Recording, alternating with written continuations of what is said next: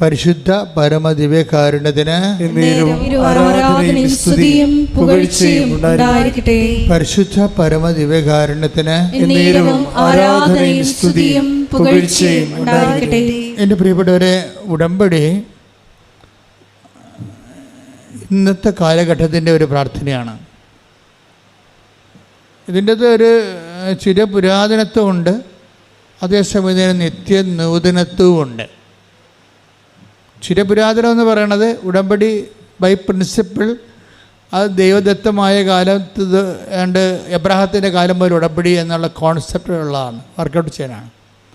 ദൈവം എന്തെങ്കിലും ഒരു വലിയ മെഗാ പ്രോജക്റ്റ് ചെയ്യണമെന്നുണ്ടെങ്കിൽ ത്രൂ ഉടമ്പടി ബേസിൽ ചെയ്യത്തുള്ളൂ.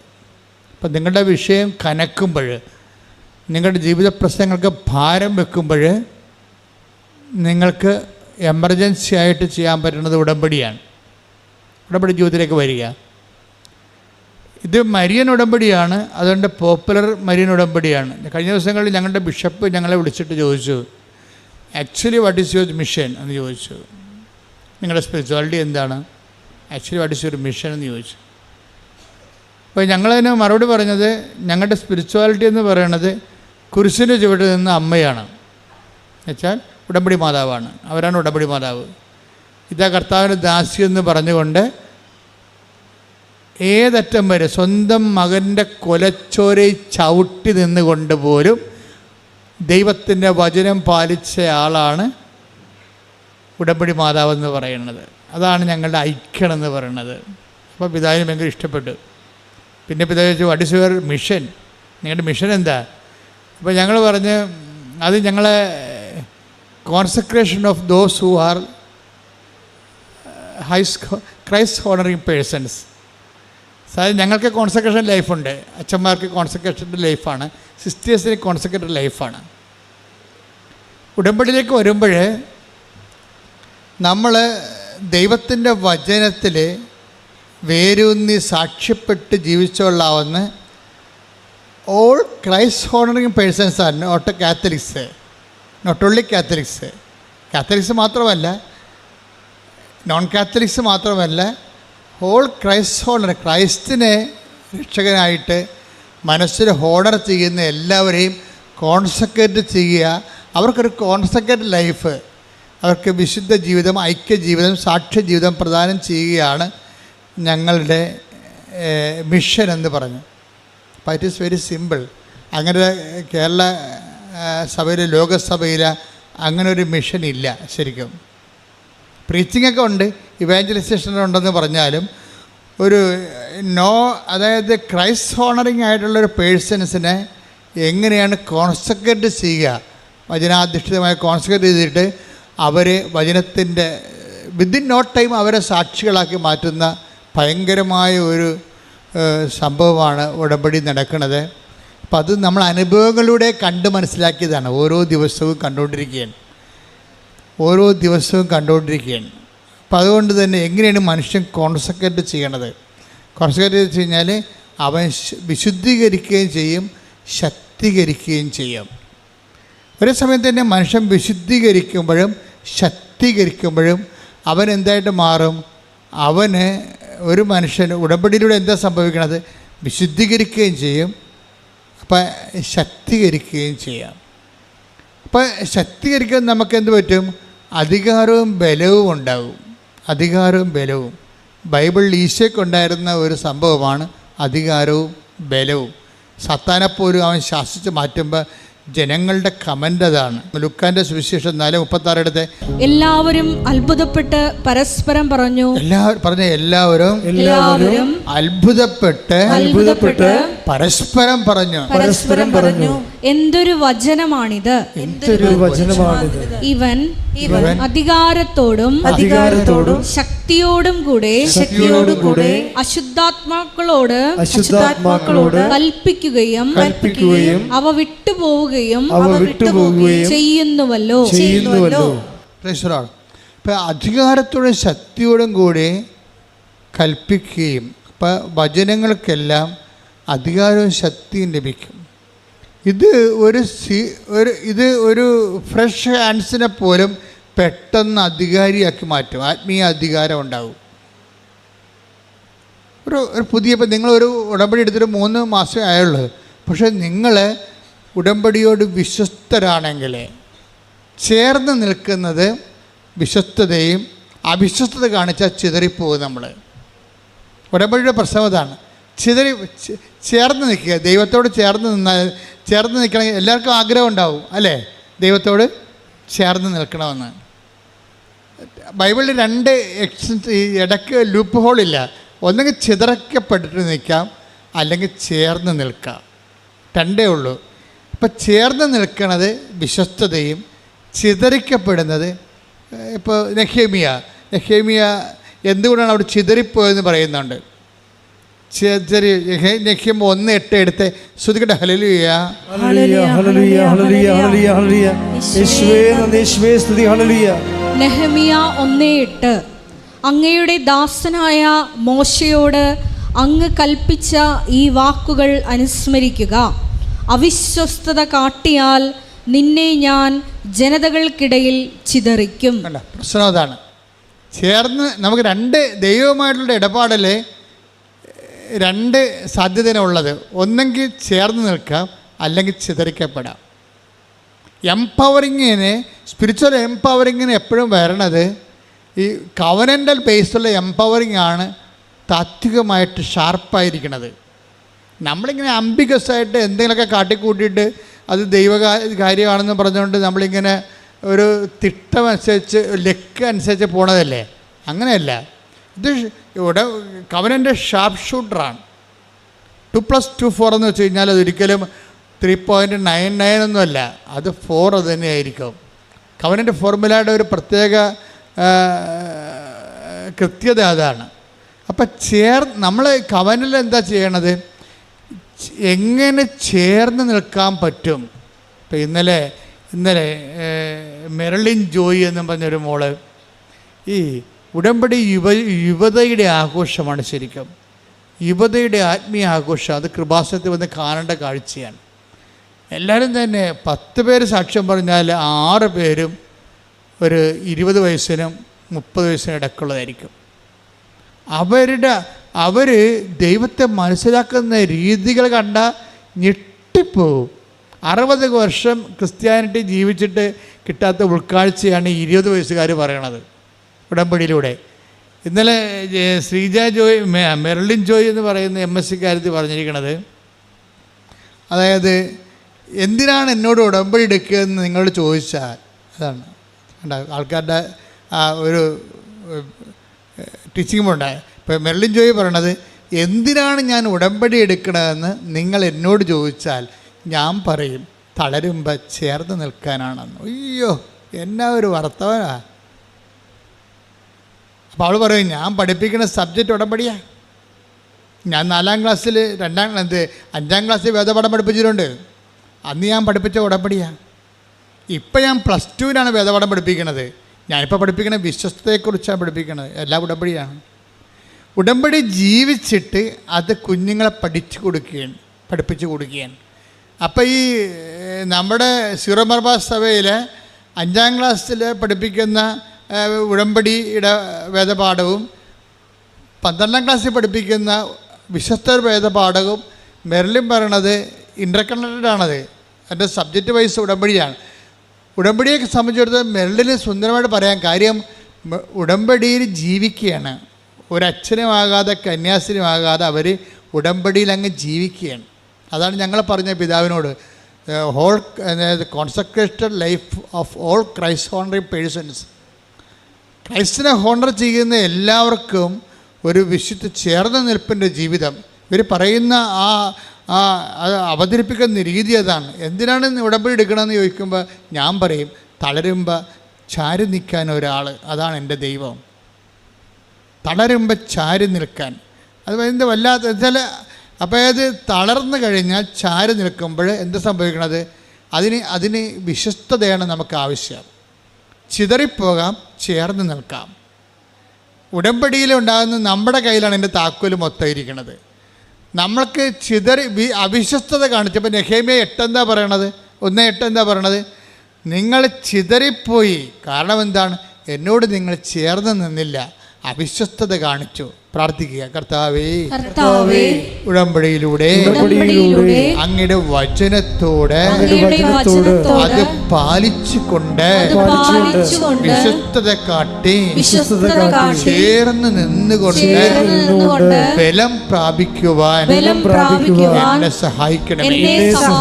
ശ്രുതികട്ടെ. ഹല്ലേലൂയ.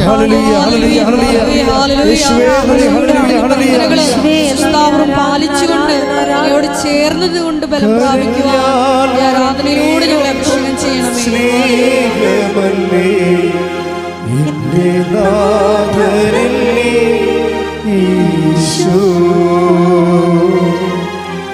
തളർന്നാൽ താങ്ങിയെന്നെ ഓനിക്കും സ്നേഹരാജനല്ലേ ഈശോ. കരഞ്ഞാൽ കണ്ണീരൊപ്പം സ്നേഹമല്ലേ എന്റെ നാഥനല്ലേ ഈശോ. തളർന്നാൽ താങ്ങിയെന്നെ ഓമനിക്കും സ്നേഹരാജനല്ലേ ഈശോ.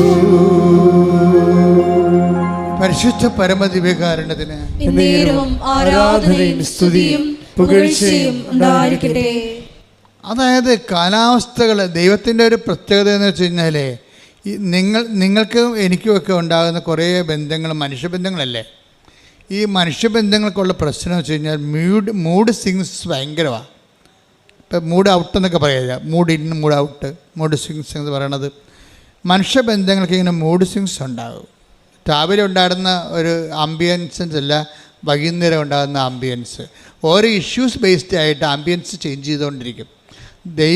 അതനുസരിച്ച് നമുക്കങ്ങനെയുള്ളൊരു ബന്ധത്തിൻ്റെ റിലേറ്റിവിറ്റിയാണ് നമുക്ക് ഫിഡലിറ്റിക്ക് അറിയാവുന്നത്. പക്ഷെ ദൈവവുമായിട്ടുള്ള പ്രശ്നം വെച്ച് കഴിഞ്ഞാൽ നിനക്കെന്ത് മൂഡ് സ്വിങ്സ് ഉണ്ടായാലും ദൈവത്തിന് അത് ഉണ്ടാകത്തില്ല. അതുകൊണ്ടാണ് ദൈവം പറയണത്, നിങ്ങൾ അവിശ്വസ്തരായിരുന്നാലും ഞാൻ വിശ്വസ്തൻ. Take the bread of God. ശ്രുതികട്ടെ. ഹല്ലേലൂയ. ഹല്ലേലൂയ, ഹല്ലേലൂയ, ഹല്ലേലൂയ, ഹല്ലേലൂയ. യേശുവേ നന്ദി. ഹല്ലേലൂയ, ഹല്ലേലൂയ. യേശുവേ ആരാധന, ആരാധന, ആരാധന.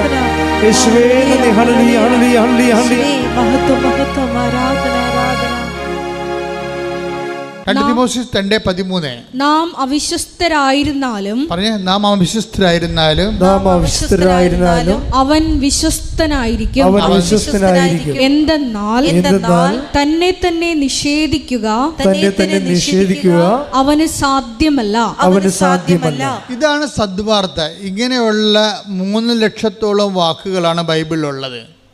ബൈബിൾ ആകത്തുക, ബൈബിള് വായിച്ചാൽ ആൾക്കാർ കഴിഞ്ഞ ദിവസങ്ങളിൽ തറയപ്പിതാവിൻ്റെ പ്രശ്നം കേട്ടില്ലേ? അതായത് ബൈബിള് വായിക്കുമ്പോൾ നിങ്ങൾ ബൈബിള് നിങ്ങൾ കറക്റ്റായിട്ടാണ് പിതാവ് പറയണത്. നമ്മൾ ആരെയും തീവ്രവാദികളായിട്ട് സൃഷ്ടിക്കണില്ല. ബൈബിളിന് ആരെയും തീവ്രവാദികളായിട്ട് സൃഷ്ടിക്കാൻ പറ്റത്തില്ല. പക്ഷേ പ്രോബ്ലം വെച്ച് കഴിഞ്ഞാൽ വചനം കറക്റ്റായിട്ടാണ് നിങ്ങൾ വിശ്വസ്ത പാലിക്കുന്നതെങ്കിൽ നിങ്ങൾ തീഷ്ണമതികളാകും. ഇപ്പോൾ വേദപാഠം തന്നെ സുവിശേഷ വിഹിതമായി കഴിഞ്ഞാൽ, കാര്യം മനുഷ്യൻ്റെ വചനത്തെക്കാളുപരി മനുഷ്യൻ്റെ അക്കാഡമിക് ക്വാളിഫിക്കേഷൻ്റെ ഒരു ബ്രില്യൻസാണ് പലപ്പോഴും വേദപാഠങ്ങളിൽ വരുന്നത്. അതുകൊണ്ടാണ് ആൾക്കാർക്ക് തീഷ്ണതയില്ലാത്തത്. തീഷ്ണത വേണമെന്നുണ്ടെങ്കിൽ അത് ഇവാഞ്ചലിക്കായിരിക്കണം. കാര്യം ദൈവത്തിൻ്റെ വചനം രക്ഷയിലേക്ക് നയിക്കുന്ന ദൈവത്തിൻ്റെ ശക്തിയാണ്. അപ്പം അധികാരവും ശക്തിയും എന്ന് പറയുമ്പോൾ അത് എവിടുന്നാണ് വരണത്? ഇവൻ്റെ വചനം. ഇപ്പം 4:36 നമ്മൾ കേട്ടില്ലേ? ഇവരെന്തൊരു അധികാരമാണ്, ഇവരെന്തൊരു ശക്തിയാണ്. അതെവിടുന്നാണ് വരണത്? അധികാരിയത എവിടുന്നാണ് വരണത്? അത് വരണത് ദൈവത്തിൻ്റെ വചനം ബൈ ഇറ്റ്സെൽഫ്. അത് പറയുന്നവരും പാലിക്കുന്നവരും എംപവർ ചെയ്തുകൊണ്ടിരിക്കും. അതാണ് റോമ 1:16. ദൈവവചനം രക്ഷയിലേക്ക് നയിക്കുന്ന ദൈവത്തിൻ്റെ ശക്തിയാണ്. പറഞ്ഞ്, ദൈവവചനം രക്ഷയിലേക്ക് നയിക്കുന്ന ദൈവത്തിൻ്റെ ശക്തിയാണ്. അപ്പോൾ ലോകത്ത് പലതരം ശക്തിയുണ്ടല്ലേ? പാർട്ടിയുടെ ശക്തിയല്ലേ? ഇപ്പം പാർട്ടിയുടെ അകത്ത് തന്നെ ഇപ്പം കഴിഞ്ഞ ദിവസങ്ങളിലുള്ള വാർത്തകളെല്ലാം നോക്കിയാൽ തൊഴുത്തിൻ്റെ അകത്ത് തന്നെ കുത്തുന്നത് കാണിക്കാം, പാർട്ടിയുടെ അകത്ത് തന്നെ നയിക്കുന്നത് കാണാം. അപ്പോൾ അതൊരു ശൈഥില്യം വരണതാണ്. എന്ത് വരണത്? ഇങ്ങനെ സിസ്റ്റം എങ്ങനെ ഈ സോഷ്യൽ സിസ്റ്റത്തെക്കുറിച്ചൊക്കെ ഉള്ള ഇത് തുടങ്ങിയ ആൾക്കാർ തന്നെ പറഞ്ഞത് എന്താണ്? It's a failure built into the സിസ്റ്റമാണ്. സിസ്റ്റത്തിൽ തന്നെ ഫെയിലിയർ ഉണ്ടാകും. അത് കുറച്ച് കഴിയുമ്പോൾ, ഒരു ടൈം കഴിയുമ്പോൾ അകത്തുള്ള ഫെയിലിയർ പുറത്തേക്ക് വരും. അപ്പോൾ അങ്ങനെ സിസ്റ്റം ഡിസറഗ്രേറ്റ് ആയി പോണതില്ല. അങ്ങനെയാണ്. അപ്പം അതുകൊണ്ട് അതുപോലെ സ്വാഭാവികമായിട്ട് കാലത്തിൻ്റെ ഒരു രീതിയിലൊരു സെക്കൻഡ് കമ്മിങ് ഇങ്ങനെ വരും. എല്ലാ സിസ്റ്റത്തിനും ഒരു സെക്കൻഡ് കമ്മിങ് ഉണ്ടാവും. അകത്ത് തന്നെ ശൈഥില്യം ആരംഭിക്കും. സഭയ്ക്കും ഈ പ്രിൻസിപ്പിൾ ബാധകമാണ്. നമ്മൾ ശ്രദ്ധിച്ചില്ലെങ്കിൽ ശൈഥില്യം ആരംഭിക്കും. വിശ്വാസത്തിനും ഈ പ്രിൻസിപ്പിൾ ബാധകമാണ്. ശൈഥില്യം അകത്തും തന്നെ ഉണ്ടാകും. ഫെയിലിയർ എന്ന് പറഞ്ഞ സംഭവം ഇതിൻ്റെ ഉള്ളിൽ തന്നെ ഉണ്ട്. ഇവനെ അടക്കി ഒതുക്കി നിർത്തിക്കൊണ്ട് ദൈവത്തോട് ചേർന്ന് നിന്ന് വിശ്വസ്ത പാലിച്ച് പോകാനുള്ള ഒരു കഴിവ് കൂടിയാണ് ആധ്യാത്മികത എന്ന് പറയുന്നത്. ശ്രുതികട്ടെ ഹല്ലേലൂയ. ഹല്ലേലൂയ ഹല്ലേലൂയ ഹല്ലേലൂയ. യേശുവേ മഹത്വം മഹത്വം. ആരാധന ഹല്ലേലൂയ. ആരാധന ആരാധന ആരാധന അങ്ങേക്ക് ആരാധന ആരാധന ആരാധന ആരാധന അങ്ങേക്ക് ആരാധന. ഈ ചേർന്ന് നിൽക്കുന്ന വിശ്വസ്തയുടെ ഭാഗമായിട്ടാണ് എന്ത് കൊണ്ടാണ് ഈ അഡ്ഹേസീവ് പവർ, ചേർന്ന് നിൽക്കുക, ഒട്ടി നിൽക്കുക, അല്ല അഡ്ഹേസീവ് പവർ എന്താണ് ശരിക്കും പറഞ്ഞാൽ? അത് ദൈവസ്നേഹമാണ് ശരിക്കും. ഉടമ്പടി ഇല്ലാത്തവർ, ഉടമ്പടിയിൽ ഉള്ള ആൾക്കാർക്ക്, ചില ആൾക്കാർക്ക് ഇങ്ങനെ ശൈഥില്യം സംഭവിക്കുന്നതിൻ്റെ കാരണം വിഷയസ്നേഹമാണ്, അല്ലെങ്കിൽ വസ്തുസ്നേഹമാണ്. ഉടമ്പടി അതിൽ വർക്കൗട്ട് ചെയ്യത്തില്ല. നിങ്ങളുടെ IELTS, നിങ്ങളുടെ PR, നിങ്ങളുടെ കാനഡ, നിങ്ങളുടെ പെൻഷൻ, നിങ്ങളുടെ വസ്തു വിൽപ്പന, അതിനാണ് നിങ്ങൾക്ക് ഈ ഇമ്പോർട്ടൻസ് എന്നുണ്ടെങ്കിൽ ആ വസ്തു സ്നേഹമെന്ന് പറയും. അവിടെ വ്യക്തിസ്നേഹമില്ല. നിങ്ങൾ ഈ മരണം വരെ ഈ ഉടമ്പടിയുടെ കാലമെല്ലാം ആൾക്കാർ വസ്തുസ്നേഹത്തിലാണ് ജീവിക്കുന്നത്. അതുകൊണ്ടാണ് ഇത് വർക്കൗട്ട് ചെയ്യാത്തത്. അതിനകത്ത് വ്യക്തിസ്നേഹം വരണം ശരിക്കും പറഞ്ഞാൽ. അപ്പോൾ ഈ ചേർന്ന് നിൽക്കുക, ചിതറി നിൽക്കുക എന്ന് പറയുമ്പോൾ രണ്ടിന്, ഒന്ന് ചേർന്ന് നിൽക്കുന്നത് വിശ്വസ്തത, ചിതറി നിൽക്കുന്നത് അവിശ്വസ്തത എന്ന് പറയും. അപ്പോൾ ചേർന്ന് നിൽക്കുന്ന അഡ്ഹേസീവ് പവർ എന്താണ്? അത് വ്യക്തിസ്നേഹമാണ്. ആരോട്? ദൈവത്തോടുള്ള വ്യക്തിസ്നേഹം. എന്തിനാണ് നീ ഉടമ്പടി എടുക്കണമെന്ന് ചോദിച്ചു കഴിഞ്ഞാൽ ഒറ്റ ശ്വാസത്തിൽ പറയണം, ദൈവത്തെ സ്നേഹിക്കാൻ. ഞാൻ ദൈവത്തെ സ്നേഹിച്ച് ജീവിക്കുന്ന ആളാണ്, പക്ഷേ ഇപ്പോഴൊരു ഉത്തരവാദിത്തത്തോടെ. ഇപ്പം പേരൻഹുഡ് പല രീതിയിലില്ലേ? പേരൻഹുഡ്, ഒരു കുഞ്ഞ് വളർന്നു വരുന്ന മുമ്പ് തന്നെ അടുത്തത് പ്രഗ്നൻ്റ് ആകണമെങ്കിൽ നിരുത്തരവാദിത്തരമായ ജന്മമാണത്. ഒരു കുഞ്ഞ് വളർന്നാലും മുലകുടി മാറുന്ന 3 മാസമായപ്പോൾ തന്നെ അമ്മ വീണ്ടും പ്രഗ്നൻ്റ് ആണെങ്കിൽ അതിന് ഇറസ്പോൺസിബിൾ പാരൻഹുഡ് എന്ന് പറയും. എന്ന് വെച്ച് കഴിഞ്ഞാൽ ആ മുലകുടി മാറാത്ത കുഞ്ഞിനെ കെയർ ചെയ്യാതെയാണ് വീണ്ടും മാതാപിതാക്കന്മാർ വീണ്ടും അടുത്ത കുഞ്ഞിന് ജന്മം കൊടുക്കണമെങ്കിൽ എങ്കിൽ പുറത്തുള്ള ആൾക്കാർ അതിനെ പറയണത് ഇറസ്പോൺസിബിൾ പാരൻഹുഡ് എന്ന് പറയും. ആ കുഞ്ഞിന് മുലകുടി മാറി അതിന് 2 കൊല്ലമൊക്കെ മുലകുടി കുടിച്ച് അത് തന്നെ നിൽക്കാൻ കഴിയുമ്പോൾ അടുത്ത കുഞ്ഞായ റെസ്പോൺസിബിൾ പാരൻഹുഡ് എന്ന് പറയും. അപ്പോൾ ഇത് നമ്മൾ ബോധപൂർവ്വം തന്നെ. അപ്പം നമ്മളിതിന് ഈ ഉടമ്പടിയിൽ നമ്മളെല്ലാവരും ദൈവത്തെ സ്നേഹിക്കുന്നവരാണ്. പക്ഷേ റെസ്പോൺസിബിൾ ലൈഫാണോ അറിയത്തില്ല നമ്മളിങ്ങനെ. അപ്പോൾ റെസ്പോൺസിബിൾ ലൈഫ് എന്ന് പറയുന്ന ഒരു സംഭവം ഉടമ്പടി നിങ്ങളെ ഉത്തരവാദിത്തമുള്ള ദൈവസ്നേഹത്തിലേക്ക് കൊണ്ടുവരും. എല്ലാവരും ദൈവം സ്നേഹിക്കുന്നവരാണ്, ദൈവത്തെ സ്നേഹിക്കുന്നവരാണ്. ഉടമ്പടി നിങ്ങളെ ഉത്തരവാദിത്തമുള്ള ദൈവസ്നേഹത്തിലേക്ക് കൊണ്ടുവരും. ഒന്ന് പ്രാർത്ഥിച്ച്, കർത്താവായ ദൈവമേ, ഉടമ്പടിയിലൂടെ ഉത്തരവാദിത്തമുള്ള ദൈവസ്നേഹത്തിലേക്ക് ഞങ്ങളെ ചേർത്ത് നിർത്തിയതിന് നന്ദി പറയുന്നു.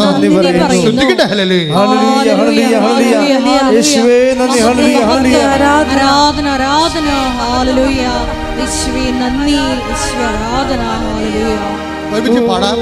ഓ ദിവ്യകാരുണ്യ സ്നേഹമേ, അങ്ങേക്കൊരായിരം സ്തോത്രമേകാം. ഓ ദിവ്യകാരുണ്യ സ്നേഹമേ, അങ്ങേക്കൊരായിരം സ്തോത്രമേകാം. ഈ ദിവസങ്ങളിലെ അതായത് ശ്രീയ രജ്ജു എന്നും പറഞ്ഞൊരു മോള് സാക്ഷ്യം. ശ്രീയ രജ്ജു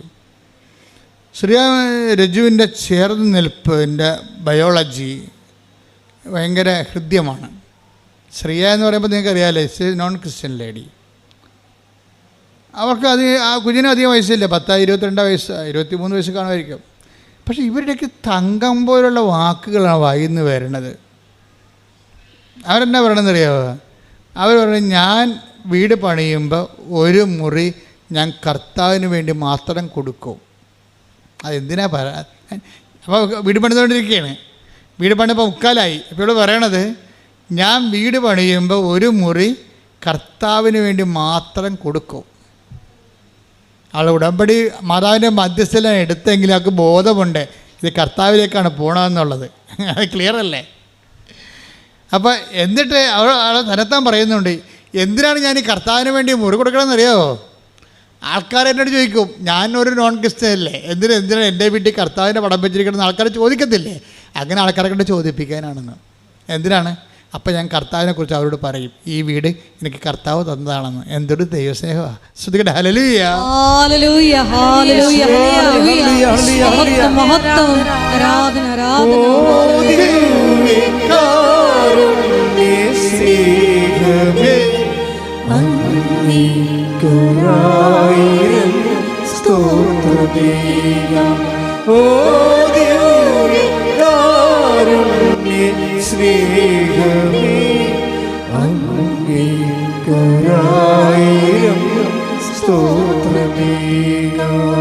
ഇപ്പൊ നിങ്ങൾക്ക് അതിൻ്റെ ഒരു ലൈൻ മനസ്സിലായില്ലേ? എത്ര പെട്ടെന്നാണ് ഈ ആൾക്കാർ ചേർന്നങ്ങടെ നിൽക്കണത്. കർത്താവുമായിട്ടൊക്കെ ചേർന്ന് നിൽക്കുകയല്ലേ, സ്നേഹത്തിൽ താൻ ചേർന്ന് നിൽക്കുന്ന.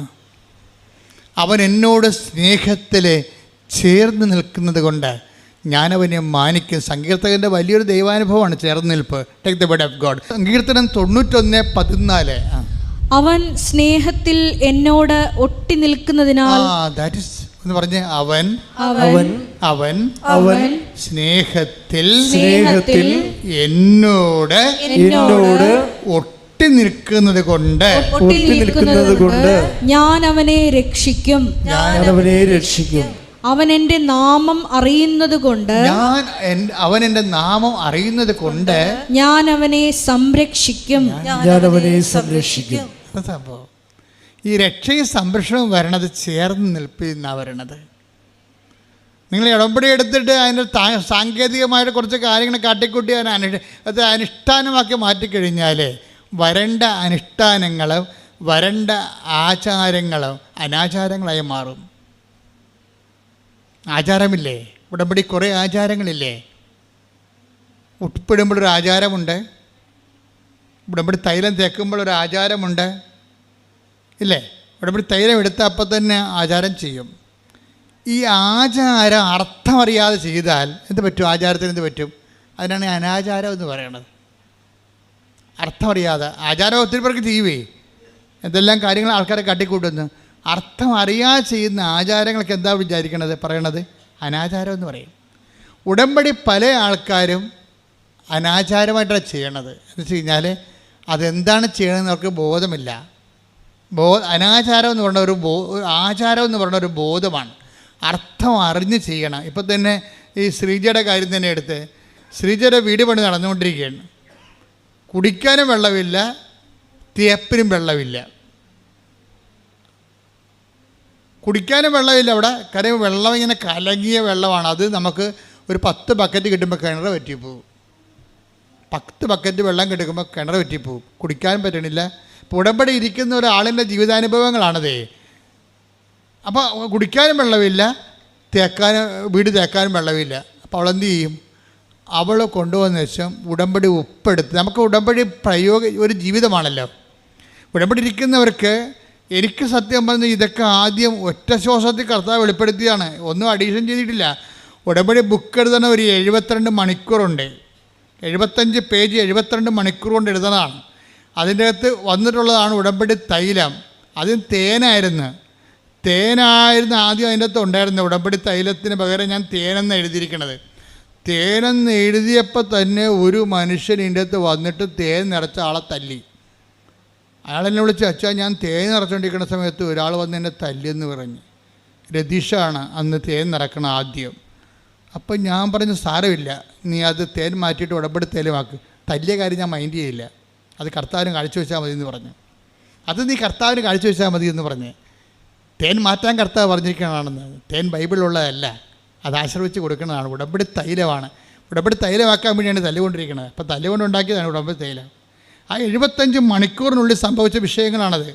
ഇതൊക്കെ തുടങ്ങി അതിനുശേഷം ഞങ്ങളൊന്നും ആഡ് ചെയ്തിട്ടില്ല. അത് ബുദ്ധിപരമായിട്ട് ഓരോ സംഭവങ്ങൾ ചിന്തിച്ച് ആലോചിച്ച് ഇവിടെ കമ്മിറ്റി കൂടി സെനറ്റ് കൂടി തീരുമാനിക്കണമല്ല സംഭവം. ഇവിടെ കോൺഫറൻസ് കൂടിയിട്ട് തീരുമാനിക്കണമല്ല, ചർച്ച ചെയ്ത് തീരുമാനിക്കണമല്ല. ഒറ്റയടിക്ക് വന്ന വെളിപാടുകളാണ്. ആ വെളിപാടുകൾ ഒന്നിൻ്റെ അകത്ത് ബൈബിൾ കണ്ടന്റ് ഇല്ലെന്ന് പറഞ്ഞപ്പോൾ കിട്ടിയ തല്ലാണ് കിട്ടിയിരിക്കണം ഞങ്ങൾക്ക്. മനസ്സിലായില്ലേ? അപ്പോൾ അതേ പ്രശ്നത്തിന് അതിൻ്റെ കാരണങ്ങളുണ്ട്. അയാളെ തല്ലാനുള്ള കാരണങ്ങൾ.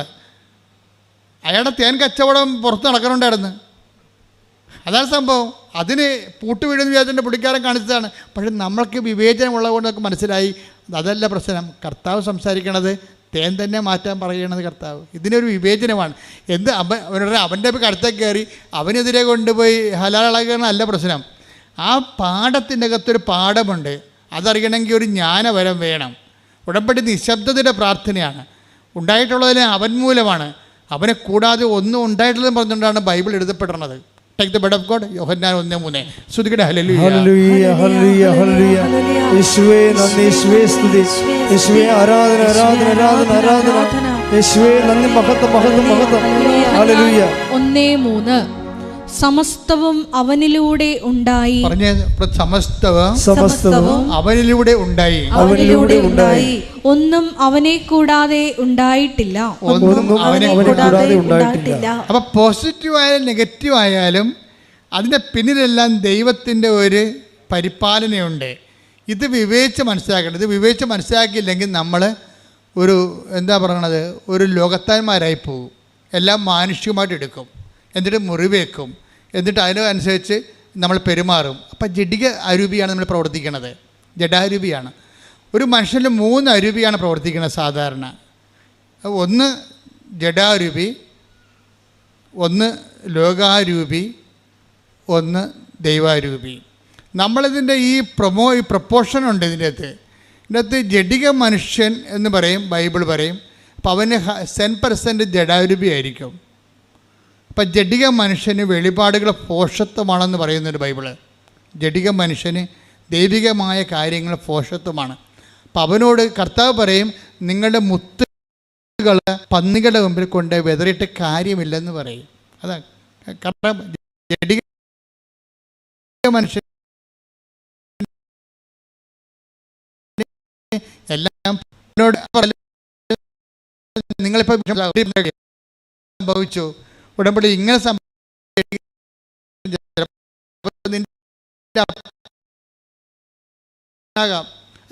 അതൊക്കെ പെട്ടെന്ന് നമുക്ക് മനസ്സിലാകും പെട്ടെന്ന്. പക്ഷെ ജഡിക മനുഷ്യൻ നീ കൈവിട്ട് കളയരുത്. ഈ ജഡിക മനുഷ്യൻ്റെ എവിടെയെങ്കിലും ഒരു കനൽ കാണും. അവന് നീ എപ്പോഴും ഇങ്ങനെ ആത്മഭാരത്തോടെ പിന്തുടരണം. അത് നിൻ്റെ ഭർത്താവായിരിക്കാം, ഇപ്പം നിന്നെ അംഗീകരിക്കണില്ല, അത് നിൻ്റെ ഭാര്യയായിരിക്കാം, അല്ലെങ്കിൽ എൻ്റെ മരുമകളായിരിക്കാം. അവൾ നിന്നെ എതിർക്കുന്നുണ്ട് ഉടമ്പെടുക്കുന്നതിൽ. കാരണം എന്ത് കഴിഞ്ഞാൽ അവളെ നാത്തുവിനോട് അവൾക്ക് ഭയങ്കര വെറുപ്പാണ്. നാത്തുവിനോടുള്ള വെറുപ്പ് അവളെടുക്കുന്ന ഉടമ്പടിയോടും കൂടി കൊടുക്കും.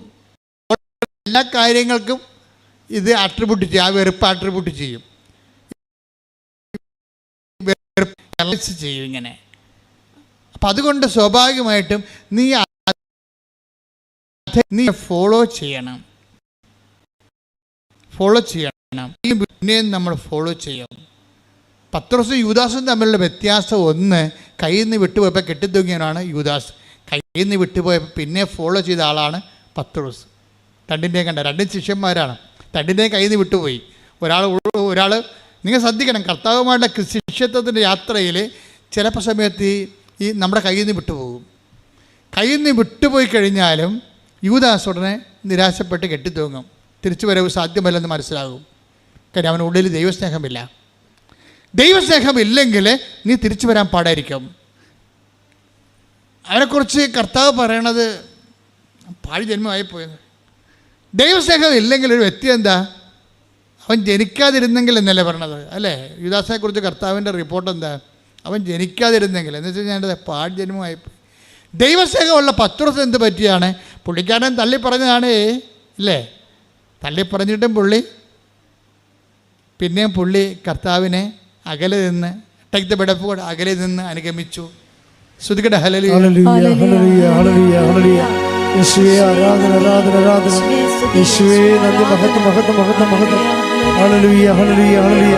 യേശുവേ സ്തുതി. ഹല്ലേലൂയ ഹല്ലേലൂയ ഹല്ലേലൂയ. ലൂക്കാ 22:54. അവർ അവനെ പിടിച്ച് പ്രധാനാചാര്യന്റെ വീട്ടിലേക്ക് കൊണ്ടുപോയി പത്രോസ് അകലെയായി അവനെ അനുഗമിച്ചിരുന്നു. Praise the Lord. അതായത് ഇങ്ങനെയെല്ലാം സംഭവിച്ചു. പത്രോസിനെ ഡിസോൺ ചെയ്തതാണ് ക്രിസ്തു തന്നെ ബൈപ്പേഴ്സ് നമ്മൾ ഡിസോൺ ചെയ്യുന്ന സമയമുണ്ട്. ബൈബിളിലുള്ളതാണ്, ആധ്യാത്മികതയിലുള്ളതാണ്. നിങ്ങളുടെ ഉടമ്പടി തന്നെ നിങ്ങൾ എത്ര കർക്കശമായിട്ട് ഉടമ്പടി ചെയ്താലും ദൈവം പിന്നെ നിങ്ങളെ ഡിസോൺ ചെയ്യും. അപ്പോൾ ഈ ആധ്യാത്മികയുടെ അകത്തുള്ള പാക്കേജിനെ കുറിച്ച് നമുക്ക് നല്ല ബോധം ഉണ്ടാകണം. ദൈവത്തിന് വേണ്ടി ചെയ്യുന്ന കാര്യങ്ങൾ തന്നെ നമുക്ക് കാലനായിട്ട് മാറും. കർത്താവിന് വേണ്ടി ചെയ്യുന്ന കാര്യങ്ങൾ തന്നെ നമ്മളൊക്കെ കാലനായിട്ട് മാറും. കർത്താവിനെ രക്ഷിക്കാൻ വേണ്ടിയാണ് 10 ദിവസം ആളൂരി വെട്ടിയത്, അല്ലാതെ അവൻ്റെ കുടുംബത്തെ രക്ഷിക്കാനും അവൻ്റെ പെണ്ണുമ്പിള്ളനെ രക്ഷിക്കാനും മക്കളെ രക്ഷിക്കാനും അല്ല. കർത്താവ് രക്ഷിക്കാനാണ് വാളൂരി വെട്ടിയത്. പക്ഷേ ആ ശത്രുക്കളുടെ മുമ്പിൽ നിന്നുകൊണ്ട് 10 ദിവസം കർത്താവ് എന്താ പറഞ്ഞത്? നിൻ്റെ വാള് ഉറയിലിടുക. അതാ സംഭവം. എന്നെ നീ വാളെടുത്തൊന്നും രക്ഷിക്കേണ്ട കാര്യമില്ല. ഡിസോൺ ചെയ്ത് വാള് കർത്താവിന് വന്നിരിക്കുന്ന പ്രശ്നത്തിൽ ആ ഒറ്റ വർത്തമാനത്തിൽ 10-200 പേര് വടിവാളം കൊണ്ട് നിൽക്കുകയല്ലേ? പന്തങ്ങളും വിളക്കുകളും കുന്തങ്ങളുമായിട്ട് അവർ വന്നിരിക്കണമല്ല കക്ഷിയിൽ. ആ മുമ്പിലാണ് നിന്നുകൊണ്ടാണ് വാൾ ഉറയിടാൻ പറയുമ്പോഴേ പത്രോസ് നിരായുധനായി പോകും. നിൻ്റെ ദൈവത്തെ പ്രതിയുള്ള നിൻ്റെ ക്ഷമ, ദൈവത്തെ പ്രതിയുള്ള നിൻ്റെ സഹനം നിന്നെ ഭൗതികമായിട്ട് നിരായുധീകരനാക്കും. നിൻ്റെ പണം എന്ത് ഉടമ്പടിയെടുത്ത് എന്ത് പറ്റി? കുറേ പൈസ നഷ്ടപ്പെട്ടു. ഉടമ്പടിയെടുത്ത് എന്ത് പറ്റി? കുറേ ആൾക്കാരുടെ മുമ്പിൽ നാണം കെട്ടു. ഉടമ്പടിയെടുത്തിട്ട് എന്ത് പറ്റി? കുറേ കാര്യങ്ങൾ പഴയ നമ്മളെ കാണുമ്പോൾ ആൾക്കാർക്കൊരു വില ഉണ്ടായിരുന്നു, ഇപ്പോൾ ഒരു വിലയില്ല. അവിടെ ഒരു 10 ജീവിയാണ്. മുന്നിക്കെട്ട് ക്രിക്കറ്റ് കുത്തിയാലും മിണ്ടത്തില്ല. പിന്നെ എന്നാ പ്രശ്നം? മുമ്പത്തെക്കാളും നമ്മുടെ സ്റ്റാറ്റസ് പോയി. ലോ സ്റ്റാറ്റസിങ് എന്നുള്ളത് ഉടമ്പടിയുടെ പ്രധാനപ്പെട്ട പ്രഖ്യാപിതമായ പ്രയോഗ വിഷയമാണ്. നമ്മൾ ഉടമ്പടിയിൽ ഒരു സെക്കൻഡ് പൗരനായിട്ട് മാറും കുടുംബത്തിലെ. പണ്ട് നമ്മുടെ പേര് കേട്ട് കഴിഞ്ഞാൽ നമ്മളില്ലെങ്കിലും നമ്മളുടെ കാപ്പി എടുത്താലും കുടിക്കത്തില്ലായിരുന്നു. കുഞ്ഞുങ്ങൾ പോലും കുടി. നമ്മളിൽ അവിടെ ഇല്ലെന്ന് വിചാരിച്ചോ, നമുക്ക് വേണ്ടി മാറ്റി വെച്ചേക്കുക 4 മണി കാപ്പിയാണ്. നമ്മുടെ ആരെടുത്ത് കുടിക്കത്തില്ല. എന്താ കാര്യം? നമ്മുടെ സ്വഭാവം അറിയാം. അടി മോന്തക്കിട്ട് പാർസൽ കിട്ടുമെന്നറിയാം. പാർസൽ കിട്ടുമെന്നറിയാം. അതുകൊണ്ട് നമ്മൾ ആ രാജ്യത്തില്ലെങ്കിൽ പോലും നമ്മുടെ കാപ്പി അവിടെ തന്നെ ഇരിക്കും. ഇപ്പോൾ നമ്മൾ ഉടമ്പടി എടുത്തപ്പോൾ അറിയാം, അമ്മ ക്ഷമിച്ചു, ആൻറ്റി ക്ഷമിച്ചോളൂ എന്ന് പറഞ്ഞാൽ അവനെടുത്ത് കുടിക്കും. അത് നാട്ടുണ്ട്. നമ്മളവിടെ വാക്കിന് നമ്മുടെ സാന്നിധ്യത്തെ പോലും നമുക്ക് വിലയില്ലാതായി മാറുന്നു. ആരെപ്രതിയാണ് നീ ഇങ്ങനെ വിലയില്ലാണ്ടായത്? നമ്മളെല്ലാവരെയും പ്രതി വിലയില്ലാണ്ടായവൻ്റെ നാമത്തിലാണ്. ശ്രുതിക്കട്ടെ ഹല്ലേലൂയ ഹല്ലേലൂയ ഹല്ലേലൂയ ഹല്ലേലൂയ. ക്രിസ്തുവിനെ പ്രതി എല്ലാം ഉപേക്ഷിക്കുവാൻ നിന്നെ മാത്രം അനുഗമിക്കുക. ആരാധനയോടെ ഞങ്ങളെ അഭിഷേകിക്കുക. ഹല്ലേലൂയ.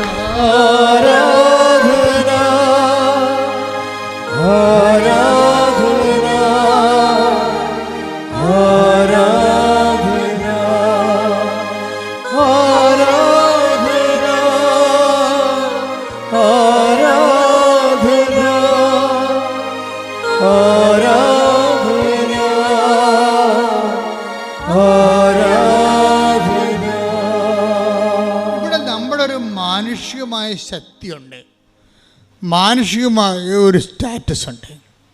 ഉടമ്പടിയിൽ ഇതാണ് നമ്മൾ ഉരിഞ്ഞു മാറ്റപ്പെടുന്നത്. കർത്താവിൻ്റെ വസ്ത്രങ്ങളൊക്കെ ഉരിഞ്ഞു മാറ്റില്ലേ അവർ? ആ സ്റ്റാറ്റസ് അവർ ചേഞ്ച് ചെയ്യണമാണ്. കർത്താവിൻ്റെ വസ്ത്രങ്ങളൊക്കെ അവർ ഉരിഞ്ഞു മാറ്റിയായിരുന്നു.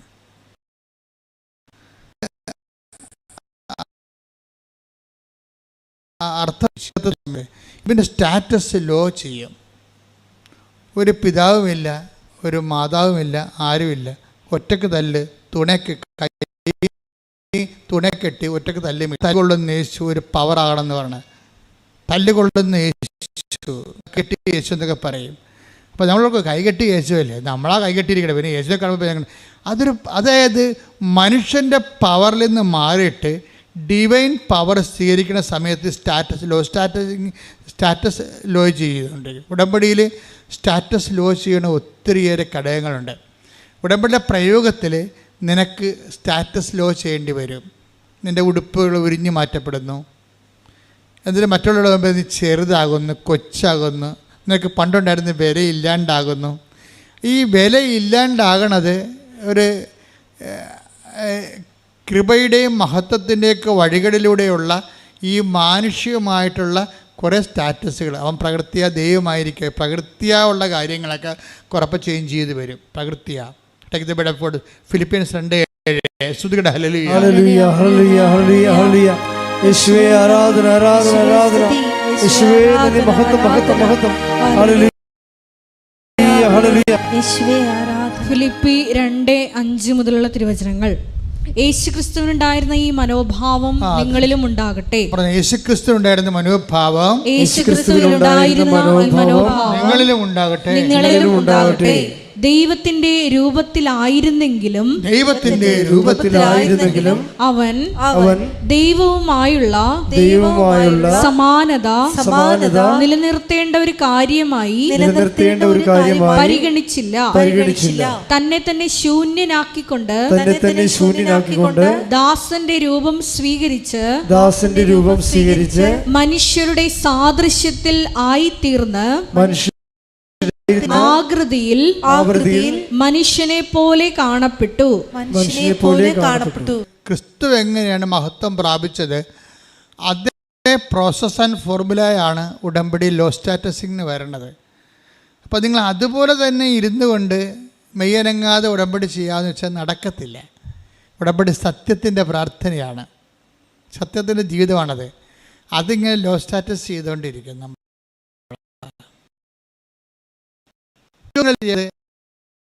പറഞ്ഞ എന്താ അറിയോ, എനിക്ക് ആൾക്കാരെ കാണില്ല. എനിക്ക് ക്രിസ്തുവിനെ കുറിച്ച്, ഞാൻ വേദപാഠ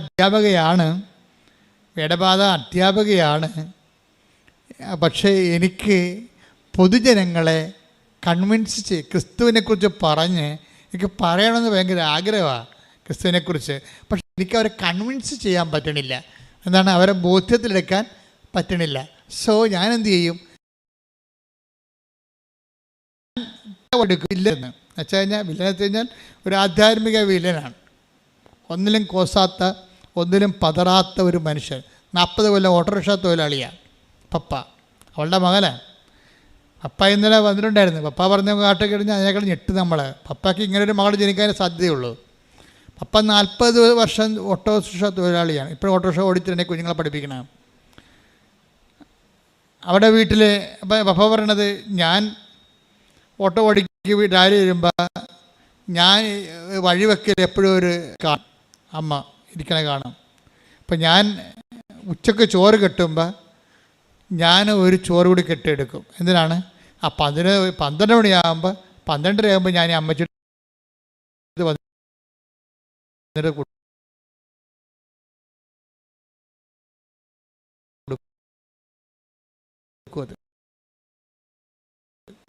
എനിക്ക് സാമ്പത്തികമായ ഒരു ക്ലേശം പഠിപ്പിക്കണം, കുടുംബക്കാരും നോക്കണുണ്ട്. അവർ അതറിയില്ല. ഓട്ടോറിക്ഷയുടെ വരുമാനം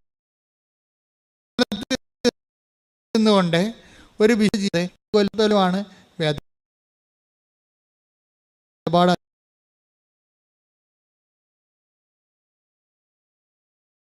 അധ്യാപകനാണെന്ന്. ചിലർ വിചാരിക്കുകയെ നമ്മുടെ ജോലിയല്ല, നമ്മൾ ഒരു പണിയും ഇല്ലാത്തവരാണ് പള്ളിയിൽ പോയി പണി ചെയ്യണത്. അല്ലെങ്കിൽ അവർക്കൊക്കെ തിന്നാനുണ്ടാവും വീട്ടിൽ ചെല്ലുമ്പോൾ. അവർക്ക് പള്ളിയിൽ പോയി പണി ചെയ്താൽ എന്താ കുഴപ്പം? എല്ലാവരും അങ്ങനെ വിചാരിക്കണത്. അവർക്ക് വീട്ടിൽ ചെല്ലുമ്പോൾ ഇപ്പോൾ ഭാര്യ ഭർത്താക്കപ്പെടും വേറെ ആൾക്കാർ ജോലി പള്ളിയിൽ ശുശ്രൂഷ ചെയ്യുമ്പോൾ നിങ്ങൾക്കറിയാമല്ലോ, ഈ ഉടമ്പടിയുടെ ലക്ഷ്യം തന്നെ എന്താണ്? നിങ്ങളെ പള്ളിയോടെ അടുപ്പിക്കുക എന്നുള്ളതാണ്. നിങ്ങളെ പള്ളിയോടെ കൂദാശകളാണെന്ന് പറയും, നിങ്ങൾ സ്വന്തം വികാരിച്ചെടുത്ത് കുമ്പസാരിക്കാൻ പറയും. എന്താ കാര്യം? എവിടെ നിന്നാണ് സാക്രമെൻ്റ് നിങ്ങൾ സ്വീകരിച്ചത്? ദൈവം നിങ്ങളെ എവിടെ നിന്നാണ് നിങ്ങൾ കൂദാശ സ്വീകരിച്ചത്? ആ കൂദാശയുടെ ഉറവിടങ്ങളിലേക്ക് സഭയെ തിരിച്ചു കൊണ്ടുപോകണം. ലോകത്തുണ്ടായിട്ടുള്ള എല്ലാ പ്രസ്ഥാനങ്ങളും, ഇപ്പോൾ ടെസ്റ്റ്, അതുപോലെ തന്നെ കരിസ്മാറ്റിക് മൂവ്മെൻറ്റ്, അവരൊരു ഗ്രൂപ്പ്, ഒരു പിയർ ഗ്രൂപ്പ് ഉണ്ടാക്കും. അവർ അത് പിന്നെ ഇടവകയിൽ പ്രഷർ ഗ്രൂപ്പായിട്ട് മാറും. തന്നെയല്ല, അവർക്ക് ആവശ്യമില്ലാത്ത എത്രയോ വർഷം ഇരുന്ന ആളാണ്. അപ്പോൾ ഇങ്ങനെയുള്ള പ്രസ്ഥാനങ്ങൾ വരുമ്പോൾ അവരുടെ ഒരു ഗ്രൂപ്പാണ് ഇടവക വർക്ക് ചെയ്യണത്. ആ ഗ്രൂപ്പാകുമ്പോൾ അവർ തന്നെത്താൻ ചിന്തിക്കണത്, ഇപ്പോൾ കാറ്റഗോമിയൻസ് ഉൾപ്പെടെയുള്ളവരും അവൻ്റെ ഉള്ളിലുള്ള അഹംബോധം എന്താണ്? അവർ നോട്ട് ഓർഡിനറി ക്രിസ്ത്യൻസ്, ഞങ്ങൾ അവരെ മറ്റുള്ളവരെക്കാൾ എന്തോ പുതിയ ആൾക്കാരാണ്, വലിയ ആൾക്കാരാണെന്നുള്ള ബോധം ഉണ്ടാകും. ഞാൻ ഈ ഗ്രൂപ്പുകളൊക്കെ ഒന്നും വിമർശിക്കുകയല്ല, ഇന്നത്തെ ഉള്ള ആൾക്കാർ സ്വയം വിമർശിക്കാൻ വേണ്ടി ഞാൻ പറയണതാണ്. അതായത് എപ്പോഴും നമ്മൾ ചെയ്യേണ്ട കാര്യം വെച്ച് കഴിഞ്ഞാൽ, സഭയുടെ അകത്ത് നിന്നുകൊണ്ട് മറ്റൊരു സഭ ഉണ്ടാക്കരുത്. സഭയുടെ കൂടെ നിന്നുകൊണ്ട് സഭയെ ബലപ്പെടുത്തി കഴിഞ്ഞാൽ ഉടമ്പടിയുടെ ഗുണം അതാണ്. കാര്യം സഭയെ ബലപ്പെടുത്തും. അതിപ്പോൾ ഒരു നോൺ ക്രിസ്ത്യൻ ആണെങ്കിൽ പോലും കർത്താവിൻ്റെ ആലയത്തിലേക്ക് ഒന്ന് എത്തി നോക്കാൻ അവന് തോന്നും. 10 മിനിറ്റ് അവിടെ കർത്താവിൻ്റെ കൂടെ ഇരിക്കാൻ തോന്നും. അപ്പോൾ സഭയിലേക്ക് ഐക്യപ്പെടുത്തുകയാണ്. ആരെയും മതം മാറ്റുന്നില്ല. പക്ഷേ എന്താ ചെയ്യണത്? അവരുടെ മനസ്സ് മാറ്റി അവിടെ സങ്കടങ്ങളിൽ അവരെ ചാരി നിൽക്കാൻ അവർക്ക് ബലമുള്ള തൂണ് കൊടുക്കുന്നുണ്ട്. അതാണ് ഉടമ്പടി. അതാണ് മെർലിൻ പറഞ്ഞത്, എനിക്ക് തളരുമ്പോൾ ചാരി നിൽക്കാൻ ഒരു തൂണാണ് ഉടമ്പടി എന്ന്. അതാണ് ഉദ്ദേശിക്കുന്നത്. തളർച്ച എല്ലാവർക്കും ഏത് സമയത്തും വരാം. പക്ഷേ ചാരി നിൽക്കാൻ, ഇപ്പോൾ ഈ ഓട്ടോറിക്ഷ തൊഴിലാളിയാണ്, 40 കൊല്ലം ഓട്ടോറിക്ഷ ഓടിച്ചിട്ടാണ് ഈ കുടുംബം പോറ്റണത്. കുഞ്ഞുങ്ങളൊക്കെ വളർത്തിയത്, ഈ പ്രായമായ അമ്മയെ നോക്കണം, എല്ലാം അങ്ങനെയാണ്. അതിൻ്റെ ഇടയ്ക്ക് കൂടി അദ്ദേഹം ഉടമ്പടി ജീവിക്കുകയാണ്. അതുകൊണ്ട് പപ്പ പണ്ട് ഉടമ്പടി എടുത്ത സമയത്ത്, പപ്പ ഇപ്പോഴും ഉടമ്പടിയിലാണ്, പപ്പയുടെ ഉടമ്പടിയുടെ പത്രം ഞാനാണ് പപ്പയും കൂടെ കൊണ്ട് കൊടുത്തുകൊണ്ടിരുന്നതെന്ന്. അപ്പനും മകളും കൂടിയാണ് പത്രം കൊടുക്കാൻ പോണത്.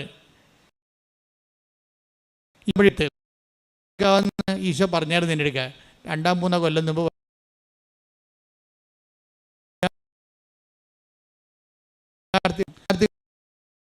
കാലമാണ്. അവർ കർത്താവിലേക്ക് വന്നാൽ മറ്റ് 10 മനുഷ്യർ വന്നേക്കാൾ പവറായിരിക്കും. എന്താ കാര്യം? അവർക്ക് വിദ്യാഭ്യാസമുണ്ട്, കാഴ്ചപ്പാടുണ്ട്, ലോകത്തിൻ്റെ വെല്ലുവിളികൾക്ക് പ്രതിരോധിക്കാനുള്ള വിശ്വാസത്തിൻ്റെ ബലം അവർക്ക് ലഭിക്കുന്നുണ്ട്. അങ്ങനെ എത്രയോ വലിയ സാക്ഷികളാണ് ഇപ്പോൾ ഉണ്ടായിരിക്കുന്നത്. അപ്പം അതിൻ്റെ എപ്പോഴും നമ്മൾ ശ്രദ്ധിക്കേണ്ടത്, ഇപ്പം ഈ പത്രം കൊടുക്കുമ്പോൾ ഡാറ്റസ് ലോയിങ് ഉണ്ട്. അത് നിങ്ങൾ ഒരിക്കലും തുമ്പിയെ കൊണ്ട് കല്ലെടുപ്പിക്കണ പോലെ ചെയ്യരുത്, കൊടുപ്പിക്കരുത്, പോരരുത്. ഇതിന് അഭിമാനത്തോടെ, കർത്താവിൻ്റെ നാമത്തിൽ അഭിമാനത്തോടെ നിങ്ങളിത് കൊണ്ടേ കൊടുക്കണം. എനിക്ക് എന്താണ്, ഞാനിപ്പോൾ ആൾക്കാരൊന്നും കാണത്തില്ല. കാണണമെങ്കിൽ എന്ത് ചെയ്യും? എനിക്കറിയാം ഈ ഉടമ്പടി. ഇപ്പം ഞാൻ ആൾക്കാരെ എന്തിനാണ് കാണുന്നത്? കാര്യം ഉടമ്പടി എന്ന് പറയുന്ന ദൈവികമായ സംവിധാനം വൃത്തിയും മെനയുമായിട്ട് ചെയ്യാൻ വേണ്ടി ഞാൻ അവരെ പരിശീലിപ്പിച്ചാൽ മതി. അത് വൃത്തിയും മെനയുമായിട്ട് അവരെ പരിശീലിപ്പിച്ച് കഴിഞ്ഞാൽ ഒരച്ഛനും കപ്പനും ആൾക്കാരെ കാണേണ്ട കാര്യമില്ല. ആൾക്കാർ തന്നെ ദൈവത്തെ നേരിട്ട് കണ്ടുള്ളൂ. അതിൻ്റെ സാക്ഷ്യങ്ങളല്ലേ നമ്മൾ കേൾക്കണത്. ഞാൻ കണ്ട ആൾക്കാരാണ് ഈ സാക്ഷ്യം പറയണതെല്ലാം. കാണാത്ത ആൾക്കാരാണ് 90% സാക്ഷ്യം പറയണത്. എന്താണ്? ആ ഉടമ്പടി അവർ വിശ്വസ്തയായിരുന്നു. പിന്നെ ഞാൻ കാണുന്നത് വെച്ചാൽ ഹൈലി ഇൻഫ്ലേമബിൾ ആയിട്ടുള്ള സിറ്റുവേഷൻസ് ഉണ്ട്. നാളെ അടുത്ത ആഴ്ച ജപ്തിയാണ്, അവരെ ഞാൻ കാണും. അടുത്ത ആഴ്ച ക്യാൻസർ ഓപ്പറേഷനാണ്, അവരെ ഞാൻ കാണും. പ്രഗ്നൻ്റായിട്ട് ഡോക്ടർ പറഞ്ഞ് കുഞ്ഞിന് കുഴപ്പമുണ്ട്, ഒന്നെങ്കിൽ തള്ളയെ കിട്ടും അല്ലെങ്കിൽ കുഞ്ഞിനെ കിട്ടുമെന്ന് പറയുമ്പോൾ അവരെ ഞാൻ കാണും. എന്താ കാര്യം? അങ്ങനെ പറയണത് അന്തിമ തീരുമാനം ആരാ പറയേണ്ടത്? ഡോക്ടറല്ല, ഈശോയല്ലേ പറയേണ്ടത്. തള്ളയും കുഞ്ഞും കിട്ടാൻ വേണ്ടിയല്ല കുഞ്ഞിനെ പ്രഗ്നൻ്റ് അല്ല. അവളെ കൊന്നിട്ട് കൊച്ചിനെ എടുക്കാൻ വേണ്ടിയാണ്, അല്ലെങ്കിൽ കൊച്ചിനെ കൊന്നിട്ട് അവളെ എടുക്കാനാണ് അവളെ പ്രഗ്നൻ്റ് ആക്കിയ ദൈവം അല്ല. അപ്പോൾ ദൈവത്തിൻ്റെ ആ കുഞ്ഞിനെ കൊടുത്തപ്പോൾ തള്ളയുടെ സെക്യൂരിറ്റി ഉണ്ട്, അല്ലെങ്കിൽ കുഞ്ഞിൻ്റെ സെക്യൂരിറ്റി ഉണ്ട്. രണ്ടിൻ്റെ സെക്യൂരിറ്റിയിലാണ് ദൈവം അനുഗ്രഹം കൊടുത്തിരിക്കുന്നത്. അത് കൊടുക്കാനുള്ള സ്ഥലമാണ് ആൾക്കാർ. അങ്ങനെയുള്ളവരെ കാണും. അവരെ കാണാൻ വേണ്ടി അധികം പണിയൊന്നുമില്ല നമുക്ക്. അവളുടെ പ്രഗ്നൻസി റിപ്പോർട്ട് കൊണ്ടുവന്ന് മാതാവിൻ്റെ അടുത്ത് കൊടുത്തു. ഇതാ റിപ്പോർട്ട്, ഡോക്ടർ ഇങ്ങനെ പറഞ്ഞിരിക്കുന്നത്, നിൻ്റെ ഉത്തരവാദിത്തമാണ് 2 ഇവിടെ കൊണ്ടുവരിക എന്നുള്ളത്. അപ്പോൾ ഞാൻ അവളോട് പറയും, നീ പ്രസവിച്ച കുഞ്ഞിനെയും കൊണ്ട് അമ്മയുടെ മുമ്പിൽ വന്നിരിക്കും. അത് അധികാരമാണത്. എന്താ കാര്യം? അത് കർത്താവിൽ ഞാൻ ആശിക്കണതാണ്. കർത്താവിൽ ആശിക്കാൻ വേണ്ടി തന്നെയാണ് പട്ടം വാങ്ങിച്ചിരിക്കുന്നത്. കർത്താവിൽ ഇങ്ങനെ തളർന്നവനെ താങ്ങി നിർത്താനും മുറിവേറ്റനെ വെച്ച് കെട്ടാൻ വേണ്ടിയാണ് പട്ടം മേടിച്ചിരിക്കുന്നത്. എനിക്ക് പട്ടം കിട്ടി കാലം മുതൽ പട്ടത്തെക്കുറിച്ച് നല്ല ബോധമുണ്ട്. അതുകൊണ്ട് ഞാൻ ഇപ്പോഴും പട്ടം പറഞ്ഞാൽ പ്രാർത്ഥിക്കുന്നത്. കർത്താവേ, 38 വർഷത്തെ കൃപാന ജീവിതത്തിൻ്റെ ആസ്തിയിലാണ് പ്രാർത്ഥിക്കുന്നത്. ഞാൻ അച്ഛനാകുന്നതിന് മുമ്പ് തന്നെ പഠിക്കണ കാലത്ത് തന്നെ 2.5 മണിക്കൂർ വെച്ച് രാത്രി കർത്താവിൻ്റെ മുമ്പ് നിന്നാണ് പ്രാർത്ഥിച്ച് പട്ടം മേടിച്ചിരിക്കുന്നത്. പട്ടം കിട്ടിയതിന് ഞാൻ ദൈവത്തോട് നന്ദി പറയുന്നതാണ്. അതുകൊണ്ട് തന്നെ ഒരു വിഷയം ഉണ്ടായ ദൈവ തിരുമനസ് മോളെ ഈ വിഷയം ഇത് ദൈവം ഇടപെടും, നീ ധൈര്യമായിട്ടിരിക്കാൻ പറയും. എന്താ കാര്യം? ധൈര്യമായിട്ടിരിക്കാൻ പറഞ്ഞാൽ മതി. കാര്യം എന്താ? ബാക്കിയുള്ള ചെയ്യേണ്ടത് ആരാണ്? ഞാനാണ് അവിടെ കൂടെ പോയി ചെയ്യേണ്ടത്? അല്ല, ആരുടെ പേരിലാണത് പറഞ്ഞിരിക്കുന്നത്, അവൻ ചെയ്തോളും അത്. പിന്നെ കൃപാസനത്തിൽ നിങ്ങൾക്ക് വരുമ്പോൾ ഉണ്ടാകുന്ന പ്രശ്നം എന്ന് പറയുന്നത്, അമ്മ ഈ ഒരു ജീവിതത്തിൻ്റെ ഭാഗമായിട്ടാണ് അമ്മയുടെ പ്രത്യക്ഷീകരണം സംഭവിക്കുന്നത്. ദൈവത്തിൻ്റെ പ്രത്യക്ഷീകരണത്തിന് വലിയ ആനക്കാര്യമൊന്നും അല്ലത്. മര്യാദയ്ക്ക് ആ ഫോർമുല ഒന്ന് ഫോളോ ചെയ്താൽ മതി, ദൈവം പ്രത്യക്ഷപ്പെടും. ദൈവം ഇപ്പം ഞാനിപ്പോൾ പറയും, ഇപ്പോൾ ഈ മെർലിൻ്റെ കാര്യം പറയാമല്ലോ. മെർലിൻ്റെ പ്രശ്നം എന്താ? മെർലിൻ്റെ ദൈവസ്നേഹം എങ്ങനെ വർക്ക് ചെയ്യണേ? മെർലിൻ പറഞ്ഞു, എനിക്ക് ഭയങ്കര സങ്കടമാണ്. ഞാൻ പറഞ്ഞു, എന്താ? ഞാൻ ശ്രദ്ധിച്ചോളാം, എന്താ സങ്കടം? ഞാൻ എപ്പോഴും ഈശോയോട് പറയും, എനിക്ക് ഈ ഗർഭചിത്രം പ്രാപിച്ച കുഞ്ഞുങ്ങളെ ഓർത്തിട്ട് എനിക്ക് എപ്പോഴും സങ്കടം വരുമെന്ന് പറയും. ഗർഭചിത്രത്തിൽ അവർ ജനിച്ചിരുന്നെങ്കിൽ അവരുടെ മാതാപിതാക്കന്മാർ ക്രൈസ്തവരായത് കാരണം അവർക്ക് ന്യായസ്ഥാനം കിട്ടുമായിരുന്നല്ല. അപ്പോൾ അവർ വിശുദ്ധിയിൽ ജീവിച്ചനല്ല, ആ കുഞ്ഞ് മരിച്ചു പോയില്ലേ, അപ്പോൾ അതിൻ്റെ പാപം മാതാപിതാക്കന്മാർക്ക് വന്നില്ലേ. അപ്പോൾ ഗർഭചിത്രം വന്നു പോയിട്ടുള്ള ഗർഭചിത്രം നടത്തിയ മാതാപിതാക്കന്മാരെക്കുറിച്ച് എനിക്ക് സങ്കടമാണ്. ആ മരിച്ചുപോയ കുഞ്ഞിനെ ഓർത്ത് എനിക്ക് സങ്കടമാണ്. ഈ MSc കാര്യത്തിൽ പറയണാണേ. ഞാനത് കേട്ടപ്പോൾ കർത്താവ് പറഞ്ഞു, നോക്ക് കേക്ക്. ഞാൻ ഉടനെ അച്ചടിക്ക് എന്നാ പേര് നോക്കി, പേരെന്താണെന്ന് നോക്കി, മെർലിൻ. കൊള്ളാം. അപ്പോൾ കല്യാണം കഴിക്കണമാകുമ്പം പ്രസവിക്കണമാകുമ്പം പഠിക്കണ കാലത്ത് എന്തൊരു ബോധ്യമാണ് ഉടമ്പടി കൊടുത്തിരിക്കുന്നത്. അവൾക്കുള്ള ആത്മഭാരം എന്താണ്? ഗർഭചിത്രം നടത്തിയിട്ടുള്ള മാതാപിതാക്കന്മാരുടെ പാപങ്ങൾ ഓർത്ത് എനിക്ക് സങ്കടമാണെന്ന്. ആ കുഞ്ഞുങ്ങൾ മരിച്ചു പോയല്ലോ ഓർത്തിട്ട്, അവർക്ക് വിശ്വാസം സ്വീകരിക്കാൻ കഴിഞ്ഞില്ലല്ലോ എന്നോർത്തിട്ട് എനിക്ക് സങ്കടമാണെന്ന്. ഇതാണ് ആത്മഭാരം എന്ന് പറയുന്നത്, ഇതാണ് ചേർന്ന് നിൽപ്പെന്ന് പറയണത്. അപ്പം അങ്ങനെയുള്ള ആത്മഭാരം പ്രാപിച്ച ആൾക്കാരെ ദൈവം അവർക്ക് അധികാരമുണ്ടാകും. ആത്മഭാരമാണ് അധികാരത്തിൻ്റെ അടിസ്ഥാനം. ഇത് ബൈബിളുള്ളതാണ്, ദൈവത്തിൻ്റെ. പിന്നെ അവൾ പറയുവേ, എനിക്ക് അതായത് തിരുസഭയെ ഓർത്തിട്ട് എപ്പോഴും ഞാൻ പ്രാർത്ഥിക്കും. തിരുസഭയെ ഓർത്ത്. എറണാകുളം രൂപതക്കാരത്തിയാണ്. തിരുസഭയിൽ ഏറ്റവും കൂടുതൽ സങ്കടം അനുഭവിക്കുന്ന ഒരു രൂപതയാണത്. ഏറ്റവും കൂടുതൽ സംഘർഷങ്ങളിലൂടെ പോയി. കാര്യം ഞാൻ എറണാകുളം രൂപതയിലാണ് വർക്ക് ചെയ്യണത്. ആലപ്പുഴ രൂപതയുടെ ഒരു പള്ളിയിൽ, എറണാകുളം രൂപതയുടെ അകത്തൊരു പള്ളിയുണ്ട്, തേക്കാട്ടുശ്ശേരി. അപ്പോൾ എനിക്കതിൻ്റെ സങ്കടങ്ങളെല്ലാം ശരിക്കറിയാം. ആ ജനങ്ങൾ എന്തുമാത്രം വേദനിക്കുന്നു, സംഘർഷത്തിലൂടെയാണ് പോയിക്കൊണ്ടിരിക്കുന്നത്. ഉത്തമ മാതൃകയുള്ള രൂപതയിലുള്ള അവിടെയുള്ള കുഞ്ഞിനൊക്കെ വർത്തമാനം കേട്ടില്ലേ, എനിക്ക് തിരുസഭയെ ഓർത്താണ് ഞാൻ ജീവിക്കണത് എന്നൊക്കെ പറയണത്. അപ്പം തിരുസഭയെ ഒരു പ്രാർത്ഥനയുടെ വിഷയമാക്കുകയാണ് അവരെ. തിരുസഭയെ സ്നേഹിക്കുന്നു. കാര്യം എന്താണ്? അവർ ക്രിസ്തുവിനെ സ്നേഹിക്കുന്നു. അങ്ങനെ വളർന്നു വരുന്ന സമൂഹത്തിലാണ് ഇതുപോലെയുള്ള ആധ്യാത്മിക വിവാദങ്ങളൊക്കെ ഉണ്ടാകുമ്പോൾ നമുക്ക് സങ്കടം വരും ശരിക്കും. ആ രൂപതയൊക്കെ ആ കുഞ്ഞിനങ്ങനെ വളർത്തിയത് ആ രൂപതയാണെങ്കിൽ ആ രൂപതയുടെ ആധ്യാത്മിക നിലവാരം അതാണ്. അതിനകത്ത് എന്താ സംശയം? ഒരു ഓട്ടോറിക്ഷക്കാരന് ഇപ്പോഴും കാരുണ്യ പ്രവർത്തികൾ ചെയ്യുന്നതിന് 40 വർഷം വേദപാഠം പഠിപ്പിക്കാൻ വേണ്ടി അഭിമാനത്തോടെ പറയുമ്പോൾ ആ ഒരു ഓട്ടോറിക്ഷക്കാരന് ആധ്യാത്മികമായിട്ട് കർത്താവിൻ്റെ സുവിശേഷ വേല ചെയ്യാൻ വേണ്ടി ഒരുക്കിയിട്ടുണ്ടെങ്കിൽ അത് രൂപത്തിലുള്ള ആധ്യാത്മിക പൈതൃകത്തിൻ്റെ ശക്തിയാണത്. അതുകൊണ്ട് തന്നെയാണ് ഇവരെന്താ പറയണത്, രൂപത, അതായത് തിരുസഭയെ, രൂപതയെന്നല്ല അവൾ പറയണത്, തിരുസഭയെ ഓർത്തുകൊണ്ട് ഞാൻ പ്രാർത്ഥിക്കുമെന്നാണ്. ഇതൊക്കെ ആരെങ്കിലും ചോദിച്ചിട്ടോ പറഞ്ഞിട്ടോ തല്ലിപ്പഴിപ്പിച്ചിട്ടോ പറയണതാണ്, സ്വന്തമായിട്ട് ആത്മാവിൽ നിന്ന് പറയണതാണ്. അപ്പോൾ എനിക്ക് അഭിമാനം തോന്നി. എന്താ കാര്യം? ഒരു ഉടമ്പടി ഒരു യുവതയെ കൊണ്ടുപോയി എത്തിക്കുന്ന സാക്ഷ്യജീവിതമല്ലേ. This is consecrated life. ഇത് സാക്ഷ്യജീവിതമാണിത്. പ്രാർത്ഥിക്കുക, കർത്താവായ ദൈവമേ, ഇതുപോലുള്ള സാക്ഷ്യ ജീവിതത്തിലേക്ക്, ഉടമ്പടിയിലൂടെ ഞങ്ങളെ എല്ലാവരെയും വളർത്തണമേ. ശ്രുതികട്ടെ, ഹല്ലേലൂയ.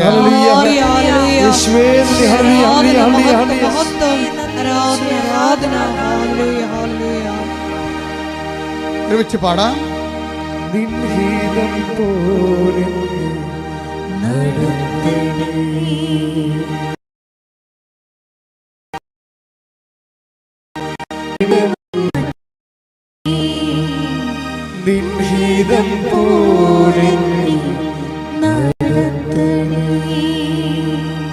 പോകേണ്ട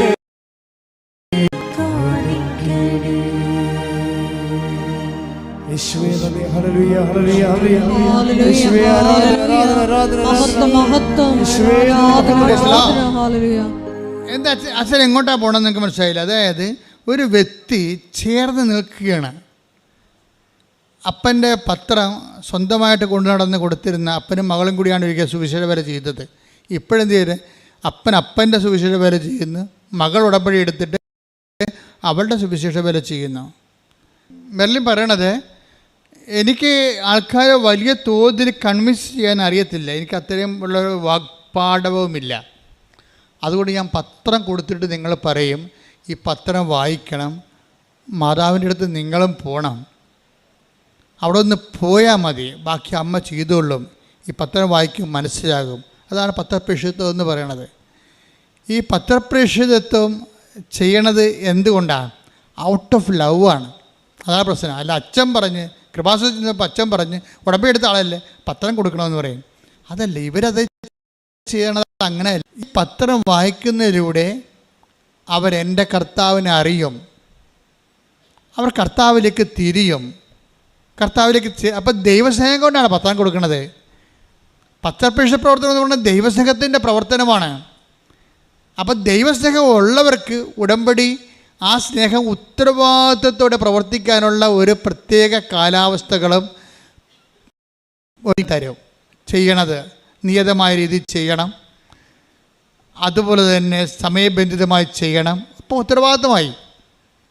എപ്പോഴെങ്കിലും ചെയ്താൽ ആർക്കാണ് വേണ്ടി വെക്കാതിരിക്കണമല്ല, ഉത്തരവാദിത്തോടെ ചെയ്യണം. ഉത്തരവാദിത്തോടെ ദൈവസ്നേഹമാണ് ഉടമ്പടി പ്രൊമോട്ട് ചെയ്യണത്. റെസ്പോൺസിബിൾ പാരൻറ് പോലെ റെസ്പോൺസിബിൾ സ്പിരിച്വൽ ലൈഫ്. ഇപ്പോൾ റെസ്പോൺസിബിൾ സ്പിരിച്വൽ ലൈഫിലേക്ക് നിങ്ങൾ വരുമ്പോൾ എന്നാ പറ്റണത്? ദൈവവും റെസ്പോൺസിബിളാകും. ഒരു ദിവസം മെറിലിൻ്റെ അമ്മ, അപ്പനും അമ്മയും കുടുംബം മൊത്തം ഉടമ്പടിയിലാണല്ലോ. അപ്പം മെറിലിൻ്റെ അമ്മ ചുമ്മാ വീട്ടിലിരുന്ന് പറയണേ, ഊണൊക്കെ കഴിഞ്ഞപ്പോൾ അപ്പനും അമ്മയും മക്കളും ഭാര്യയും ഭർത്താവും എല്ലാം കൂടി ഇരിക്കുകയും പറയുമ്പോൾ, ഇന്ന് ഞാൻ സിൽവർ ഗ്രേയിൽ അമ്മനെ കണ്ടു കേട്ടോ എന്ന് പറയും. ഇന്ന് ഞാൻ സിൽവർ ഗ്രേയിൽ അമ്മനെ കണ്ടു കേട്ടോ എന്ന് പറയും. അപ്പം മെറിലിനത് കേട്ട് ഞാൻ പറഞ്ഞ് ഓക്കെ, ഇപ്പോൾ ഈഗർനെസ്സായി. അവളുടെ അമ്മ സിൽവർ ഗ്രേയിൽ മാതാവിനെ കണ്ടെന്ന് പറയുകയാണ്. അപ്പോൾ മെറിലിന് ഈഗർനെസ്സായി. മെറിലിന് ചോദിച്ച്, അമ്മ എപ്പോഴാണ് കൃപാസനം മാതാവിനെ കണ്ടത്? അപ്പോൾ അമ്മ പറയും, ഞാൻ പള്ളിയിൽ അച്ഛൻ കുർബാന അർപ്പിക്കുന്നതിന് മുമ്പ് 10 മിനിറ്റ് ഇല്ലായിരുന്നു. അപ്പം ഞാൻ പ്രാർത്ഥിച്ചുകൊണ്ടിരുന്ന സമയത്ത് അമ്മ സിൽവർ ഗ്രേയിൽ എൻ്റെ മുമ്പിൽ കൂടി പാസ് ചെയ്തെന്ന് പറയും. ഇവളുടനെ കരയണ പോലെയാകും. കാര്യം അവൾ പറയും, ഞാനും ആ സമയത്ത് അമ്മയെ കണ്ടെന്ന് പറയും. അതാണ് വ്യത്യാസം. ഞാനും അതേ സമയത്ത് ഞാനും ആ 10 മിനിറ്റ് അമ്മയുടെ കൂടെ ഇരുന്ന് പ്രാർത്ഥിക്കുമ്പോൾ എൻ്റെ മുമ്പിൽ കൂടി കൃപാസനം മാതാവ് പോയി. ഞാനിത് ശരിയാണോ തെറ്റാണോ എന്ന് അറിയാൻ പാലാതെ ഇരിക്കുമ്പോഴാണ് ഇപ്പോൾ അമ്മ പറയണത്. അമ്മയും മകളും ഒരേ സമയം തന്നെ കൃപാസനം മാതാവിൻ്റെ പ്രത്യക്ഷീകരണം അനുഭവിക്കുകയാണ്. ജോസഫ് അച്ഛൻ കണ്ട സിൽവർ ഗ്രേയിലെ കൃപാസനം മാതാവിനെ ഇന്ന് ജനലക്ഷങ്ങൾ കണ്ടുകൊണ്ടിരിക്കുകയാണ്. അതാണ് കൃപാസന പ്രത്യക്ഷീകരണത്തിൻ്റെ പ്രത്യേകത. ഒരു പ്രത്യക്ഷീകരണം, ഇപ്പോൾ മജ്ജിക്കുറയിലൊരു പ്രത്യക്ഷീകരണമുണ്ട്, അത് റെക്കോർഡ് ചെയ്യുന്നുണ്ട് ആ സ്പോട്ടിലെ. പക്ഷേ ഇത് ലോകം മുഴുവനുമാണ് റെക്കോർഡ് ചെയ്യണത്. ആരെല്ലാം ഉടമ്പടി ജീവിതത്തിലേക്ക് വന്നോ, ആ ഉടമ്പടി സത്യസന്ധമായിട്ട് അനുഷ്ഠിക്കുന്നുണ്ടോ, അതിൽ ഉടനെ പ്രസൻസ് ഫീൽ ചെയ്യും. നിങ്ങൾക്ക് അമ്മയെ കാണാൻ പറ്റും. എൻ്റെ അർത്ഥം എന്താണ്? വല്ലപ്പോഴും കൂടി അമ്മ സ്വപ്നത്തിലും ദർശനത്തിലും ചിലപ്പോൾ നേരെയും ഒക്കെ പാസ് ചെയ്യുന്നതിൻ്റെ കാരണം എന്താണ്? എൻ്റെ മകളെ, എൻ്റെ മകനെ എന്ത് സംഭവിച്ചോട്ടെ, ധൈര്യമായിരിക്കും, ഞാനിവിടെ നിൻ്റെ പരിസരത്ത് തന്നെ ഉണ്ട്, നീ മുന്നോട്ട് പോകാൻ പറയണതാ. നമുക്ക് ധൈര്യം തരണോണ്ടാണ് ഈ ഇതിനകത്ത് വരുന്നൊരു പ്രശ്നമാണ്. ഉടമ്പടി പോലെ ഇതുപോലെ ദൈവത്തിൻ്റെ പ്രത്യക്ഷീകരണം ജനകീയമായിട്ടുള്ള വേറെ ഒരു പദ്ധതിയില്ല. കാര്യം എല്ലാവരും പറയുന്നുണ്ട്, ക്രിസ്ത്യൻസും നോൺ ക്രിസ്ത്യൻസും എല്ലാവരും പറയുന്നുണ്ടതല്ല. അമ്മയെ കണ്ട കാര്യം അവൾ പറയും, വ്യത്യസ്തമായ രീതിയിൽ അവർ കാണുന്നതിന് കുഴപ്പമില്ല. എന്ന് വെച്ചാൽ അതിൻ്റെ ഉടമ്പടി ഫോർമുല അതിൽ 2 കാര്യങ്ങളുണ്ട്. അത് കറക്റ്റാണെങ്കിൽ പ്രസൻസ് ഓട്ടോമാറ്റിക്കായിട്ട് ഉണ്ടാവും. എന്താ കാര്യം? അതെന്ന് പറയുന്നത് ലൂക്കാ സുവിശേഷം 7:5. ലൂക്കാ 7:5. എന്തെന്നാൽ അവൻ നമ്മുടെ ജനത്തെ സ്നേഹിക്കുന്നു, നമുക്ക് ഒരു സിനഗോഗ് പണിയിച്ചു തരികയും ചെയ്തിട്ടുണ്ട്. നമുക്ക് ഒരു സിനഗോഗ് പണിയിച്ചു തരികയും യേശു അവരോടൊപ്പം പുറപ്പെട്ടു. യേശു അവരോടൊപ്പം പുറപ്പെട്ടു. പെട്ടില്ല. അതിനകത്തെ വചനം ഏതാണ്? യേശു പറഞ്ഞ് യേശു അവരോടൊപ്പം പുറപ്പെട്ടു. അതാണ് പ്രസൻസ് എന്ന് പറയണത്. ദൈവം പുറപ്പെട്ടു വന്ന് നമ്മുടെ കൂടെ നിൽക്കുന്നതിന് എന്ത് ചെയ്യണം? 2 കാര്യങ്ങൾ ചെയ്താൽ മതി. ലൂക്ക 7:5 വർക്കൗട്ട് ചെയ്താൽ മതി. ഒരു ശതാധിപനാണ്, ഒരു നോൺ ക്രിസ്ത്യനാണ്, അത് നോൺ ജൂ ആണ്. അയാൾ ജൂ ഒന്നുമല്ല, യേശുവിൻ്റെ വംശത്തിലുമല്ല, സമുദായത്തിലുമല്ല, വിശ്വാസത്തിലുമല്ല. ആ ശതാധിപൻ വന്ന് യേശുവിനെ കാണണമെന്ന് പറയുമ്പോൾ യഹൂദ പ്രമാണികൾ അയാളെ ഇൻട്രൊഡ്യൂസ് ചെയ്യുന്നുണ്ട്. യഹൂദ പ്രമാണികൾ വന്നിട്ട് ഈ ശതാധിപൻ ഇൻട്രൊഡ്യൂസ് ചെയ്യുന്നത് 2 കാര്യമാണ്. എന്താണ്? ഒന്ന്, ഈ ശതാധിപൻ ആരാണ്? റോമക്കാരനാണ്. പക്ഷെ എന്താണ് അവനുള്ള ഗുണം? എന്താണ്? അവൻ നമ്മുടെ ജനത്തെ സ്നേഹിക്കുന്നു. പറഞ്ഞേ, അവൻ നമ്മുടെ ജനത്തെ സ്നേഹിക്കുന്നു. രണ്ടാമത്തെ എന്താണ്? അവനൊരു സിനഗോഗ് നമുക്ക് വേണ്ടി പണിതു തരികയും ചെയ്തിട്ടുണ്ട്. അപ്പൊ അത് കേട്ടപ്പോൾ ശരിയാണ് എന്നാ റിപ്പോർട്ട് കാണണ്ടെന്ന് ഈശോ പറഞ്ഞില്ല. അതിൻ്റെ കടലാസ് കാണണ്ടെന്ന് ഈശോ പറഞ്ഞില്ല. അതിൻ്റെ രേഖ കാണണമെന്ന് ഈശോ പറഞ്ഞില്ല. രേഖയൊക്കെ ഈശോയുടെ മനസ്സിലുണ്ട്. നമ്മൾ എന്തെങ്കിലും ചെയ്താൽ അത് അപ്പം തന്നെ ദൈവത്തിൻ്റെ മനസ്സിൽ രേഖയായിട്ട് മാറും. എന്നിട്ട് എന്താണ്? അവൻ അവരോടൊപ്പം പോയെന്നാണ് പറയണത്. ഉടമ്പടി നിങ്ങൾ 2 കാര്യങ്ങൾ ചെയ്യാമെന്ന്. ദൈവം നിങ്ങളുടെ കൂടെ വരാനുള്ള പ്രസൻസിൻ്റെ കാരണം ഒന്ന്, അവൻ നമ്മുടെ ജനത്തെ സ്നേഹിക്കുന്നു. അതാണ്. അത് ഉറപ്പ് വരുത്തണം. നിങ്ങളുടെ കുടുംബത്തിലുള്ള ആൾക്കാർ സ്നേഹിക്കുന്ന കാര്യമല്ല പറയണത്. ദൈവത്തിൻ്റെ ജനത്തെ സ്നേഹിക്കണം. അതാരായാലും. അപ്പോൾ ആ ഓട്ടോറിക്ഷക്കാരൻ പറഞ്ഞത് എന്താണ് പറഞ്ഞത്? ഞാൻ ചോറ് കെട്ടി ഉച്ചയ്ക്ക് ചോറെടുക്കുമ്പോൾ ഒരു അമ്മ വഴിവെക്കിരിക്കുന്നുണ്ട്, ഞാൻ ഒരു ചോറ് അവർക്ക് കെട്ടിക്കൊണ്ട് പോകും. അതാണ് ജനത്തെ സ്നേഹിക്കണമെന്ന് പറയണത്. അല്ലാതെ നിങ്ങൾ വീട്ടിൽ ഇരുന്നുകൊണ്ട് പ്രത്യക്ഷയുടെ പ്രാർത്ഥന ചെയ്താൽ ഉടമ്പടി ക്രാക്കാകത്തില്ല. ഇത് ജനകീയമായിട്ടുള്ള സംഭവമാണ്. ജനത്തെ സ്നേഹിക്കണം. ഇപ്പോൾ മെറിലെന്താ പറയണത്? എനിക്ക് ഭയങ്കര സങ്കടമാണ്, ഞാൻ തിരുസഭയെ സ്നേഹിക്കുന്നു. അതാണ് തിരുസഭയെ സ്നേഹിക്കണം എന്ന് പറയണത്. ഈ തിരുസഭയെ സ്നേഹിക്കുന്നു. പിന്നെ എന്താണ് അവൾ പറയണത്? അതായത് എനിക്ക് ഈ ഗർഭചിത്രമൊക്കെ സംഭവിക്കുമ്പോൾ ആ മാതാപിതാക്കന്മാരെ ഓർത്തിടും എനിക്ക് സങ്കടം വരും. അവർ പാപത്തിലായല്ലോ എന്ന്. പിന്നെ സങ്കടം വരും, ആ കുഞ്ഞുങ്ങൾ മരിച്ചു പോയല്ലോ, അവർക്ക് വിശ്വാസം സ്വീകരിക്കാൻ കഴിഞ്ഞില്ലല്ലോ, സങ്കടം വരും. അതാണ് ജനത്തെ സ്നേഹിക്കണം എന്ന് പറയണത്. ഈ ജനത്തെ സ്നേഹിച്ച് കഴിഞ്ഞാൽ പിന്നെന്താണ്? അവൻ നമുക്കൊരു സിനഗോഗ് പണി ചെയ്യുകയും ചെയ്തിട്ടുണ്ട്. സിനഗോഗ് എന്ന് പറഞ്ഞാൽ എന്താ? പ്രാർത്ഥനാലയമാണ്, കർത്താവിൻ്റെ ആലയമാണ്. കർത്താവിൻ്റെ ആലയം ആരുടെ ഹൃദയത്തിൽ നിങ്ങൾ പണിയുന്നുവോ? ഇപ്പം നിങ്ങൾ ക്രിസ്തുവിനെക്കുറിച്ച് പറയുന്നു, പത്രം കൊടുത്തിട്ട് സംസാരിക്കുന്നു, മാതാവിനെക്കുറിച്ച് പറയുന്നു, വണ്ടിയിലിരുന്ന് വിമാനത്തിലിരുന്ന് പറയുന്നു, ട്രെയിനിലിരുന്ന് പറയുന്നു, ബസ്സിലിരുന്ന് പറയുന്നു, പള്ളിയിൽ പോകുമ്പോൾ പറയുന്നു, അപ്പോഴെല്ലാം നിങ്ങൾ സിനഗോഗ് പണിയുകയാണ് ചെയ്യണത്. ഒരു പ്രാർത്ഥനാലയം ഒരു മനുഷ്യൻ്റെ ഹൃദയത്തിൽ പണിയുകയാണ് ചെയ്യണത്. മനസ്സിലായില്ലേ? അത് നിങ്ങൾ ഓർക്കണം. നിങ്ങളൊരു വ്യക്തിയോട് ear to ear mouth mouth evangelisation നടത്തുമ്പോൾ actually what you are doing, നിങ്ങൾ എന്താ ചെയ്യണത്? നിങ്ങൾ അവിടെ ഹൃദയത്തിൽ ഒരു പ്രാർത്ഥനാലയം പണിയുകയാണ്. ആ ഹൃദയത്തിൽ പ്രാർത്ഥനാലയം പണിയുകയും ജനത്തെ സ്നേഹിക്കുകയും ചെയ്യുമ്പോൾ എന്താ സംഭവിക്കണത്? നെറ്റ് ഇഫക്റ്റ് എന്താണ്? യേശു അവരോടൊപ്പം പുറപ്പെട്ടു. പ്രസൻസാണ് പിന്നെ വരണത്, പ്രസൻസാണ്. അപ്പോൾ ദൈവത്തിൻ്റെ സാന്നിധ്യം എന്ന് പറയണത് ഒരു കിട്ടാക്കനിയല്ല, ഒരു ബാലികയില മലയുമല്ലത്. അതെന്താ സംഭവം? അത് നീ ഉടമ്പടിയിലൂടെ ഉത്തരവാദിത്വമുള്ള ദൈവസ്നേഹം വ്യക്തികളെ, സഭയെ സ്നേഹിക്കാൻ തുടങ്ങിയാൽ, സമൂഹത്തെ സ്നേഹിക്കാൻ തുടങ്ങിയാൽ, യേശുവിൻ്റെ പേരിലായിരിക്കണം സ്നേഹിക്കാൻ തുടങ്ങിക്കഴിഞ്ഞാൽ അതേസമയം തന്നെ നമ്മൾക്ക് ദൈവത്തിൻ്റെ പ്രസൻസിൽ നമ്മൾ ജീവിക്കും. പ്രസൻസിൽ വന്നു കഴിഞ്ഞാൽ പിന്നെ എന്തായിരിക്കും? നിങ്ങളായിരിക്കില്ല, നിങ്ങൾ വസിക്കുന്ന പരിശുദ്ധാത്മാവായിരിക്കും നിങ്ങൾ വഴി സംസാരിക്കുന്നത്. 12:12 എടുത്ത് ശ്രുതികട. ഹല്ലേലൂയ. ലൂക്ക 12:12. ഹല്ലേലൂയ ഹല്ലേലൂയ ഹല്ലേലൂയ ഹല്ലേലൂയ. യേശുവേ നന്ദി. ഹല്ലേലൂയ ഹല്ലേലൂയ ഹല്ലേലൂയ ഹല്ലേലൂയ. ലൂക്ക 12:12.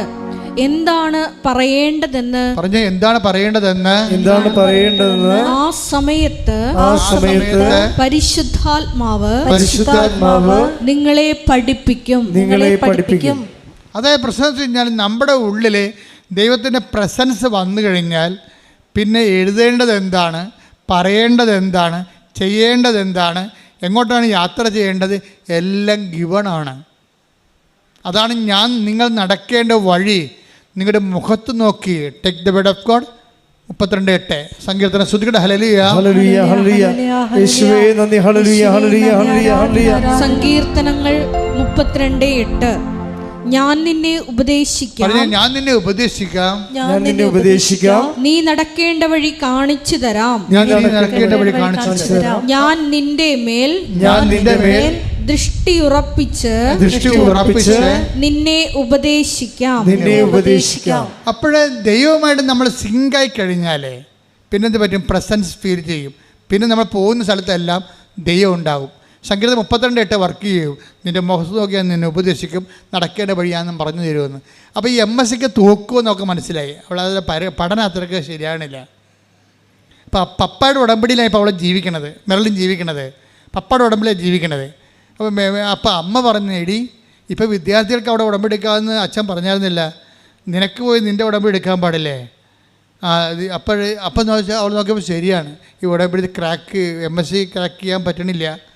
അപ്പോൾ എന്നാലും ഇനി ഞാൻ ഉടമ്പടി എടുത്തിട്ട് എംപവർ ചെയ്യാമെന്ന് പറഞ്ഞ് അവൾ ഇവിടെ വരും. ഇവിടെ വരുമ്പോൾ അവൾ MSc അവൾ പറഞ്ഞ് എനിക്കൊരു മിനിമം എനിക്ക് മാർക്ക് കിട്ടി ജയിച്ചാൽ മതി എന്ന് പറയും. അപ്പോൾ അവൾ നിയോഗം എഴുതിക്കൊണ്ടിരിക്കുകയാണ് ഇവിടെ. അപ്പോൾ അവളുടെ ചരിത്രം പ്രീഹിസ്റ്ററി അമ്മയ്ക്ക് അറിയാമല്ലോ. നിയോഗം എഴുതിക്കൊണ്ടിരിക്കണം, MSCക്ക് ജയിക്കണം, അതാണ് നിയോഗം. ഉടനെ അമ്മ അവൾ നടക്കേണ്ട വഴി അവളുടെ മുഖത്ത് നോക്കി പറയണം, എടി അവിടെ 3ാം റാങ്ക് എഴുതാൻ പറയും. നിങ്ങൾ സാക്ഷ്യം നമ്മൾ ഞെട്ടിപ്പോയി സംഭവം. നിയോഗം എഴുതിക്കൊണ്ടിരിക്കാൻ പറയാം, നീ 3ാം റാങ്ക് നീ ജയിക്കണമെന്നല്ല, നീ 3ാം റാങ്ക് എഴുതാൻ പറയും. അവൾ ഉടനെ ഇവിടെ എഴുതി വെച്ച് 3ാം റാങ്ക് എഴുതി വെക്കും.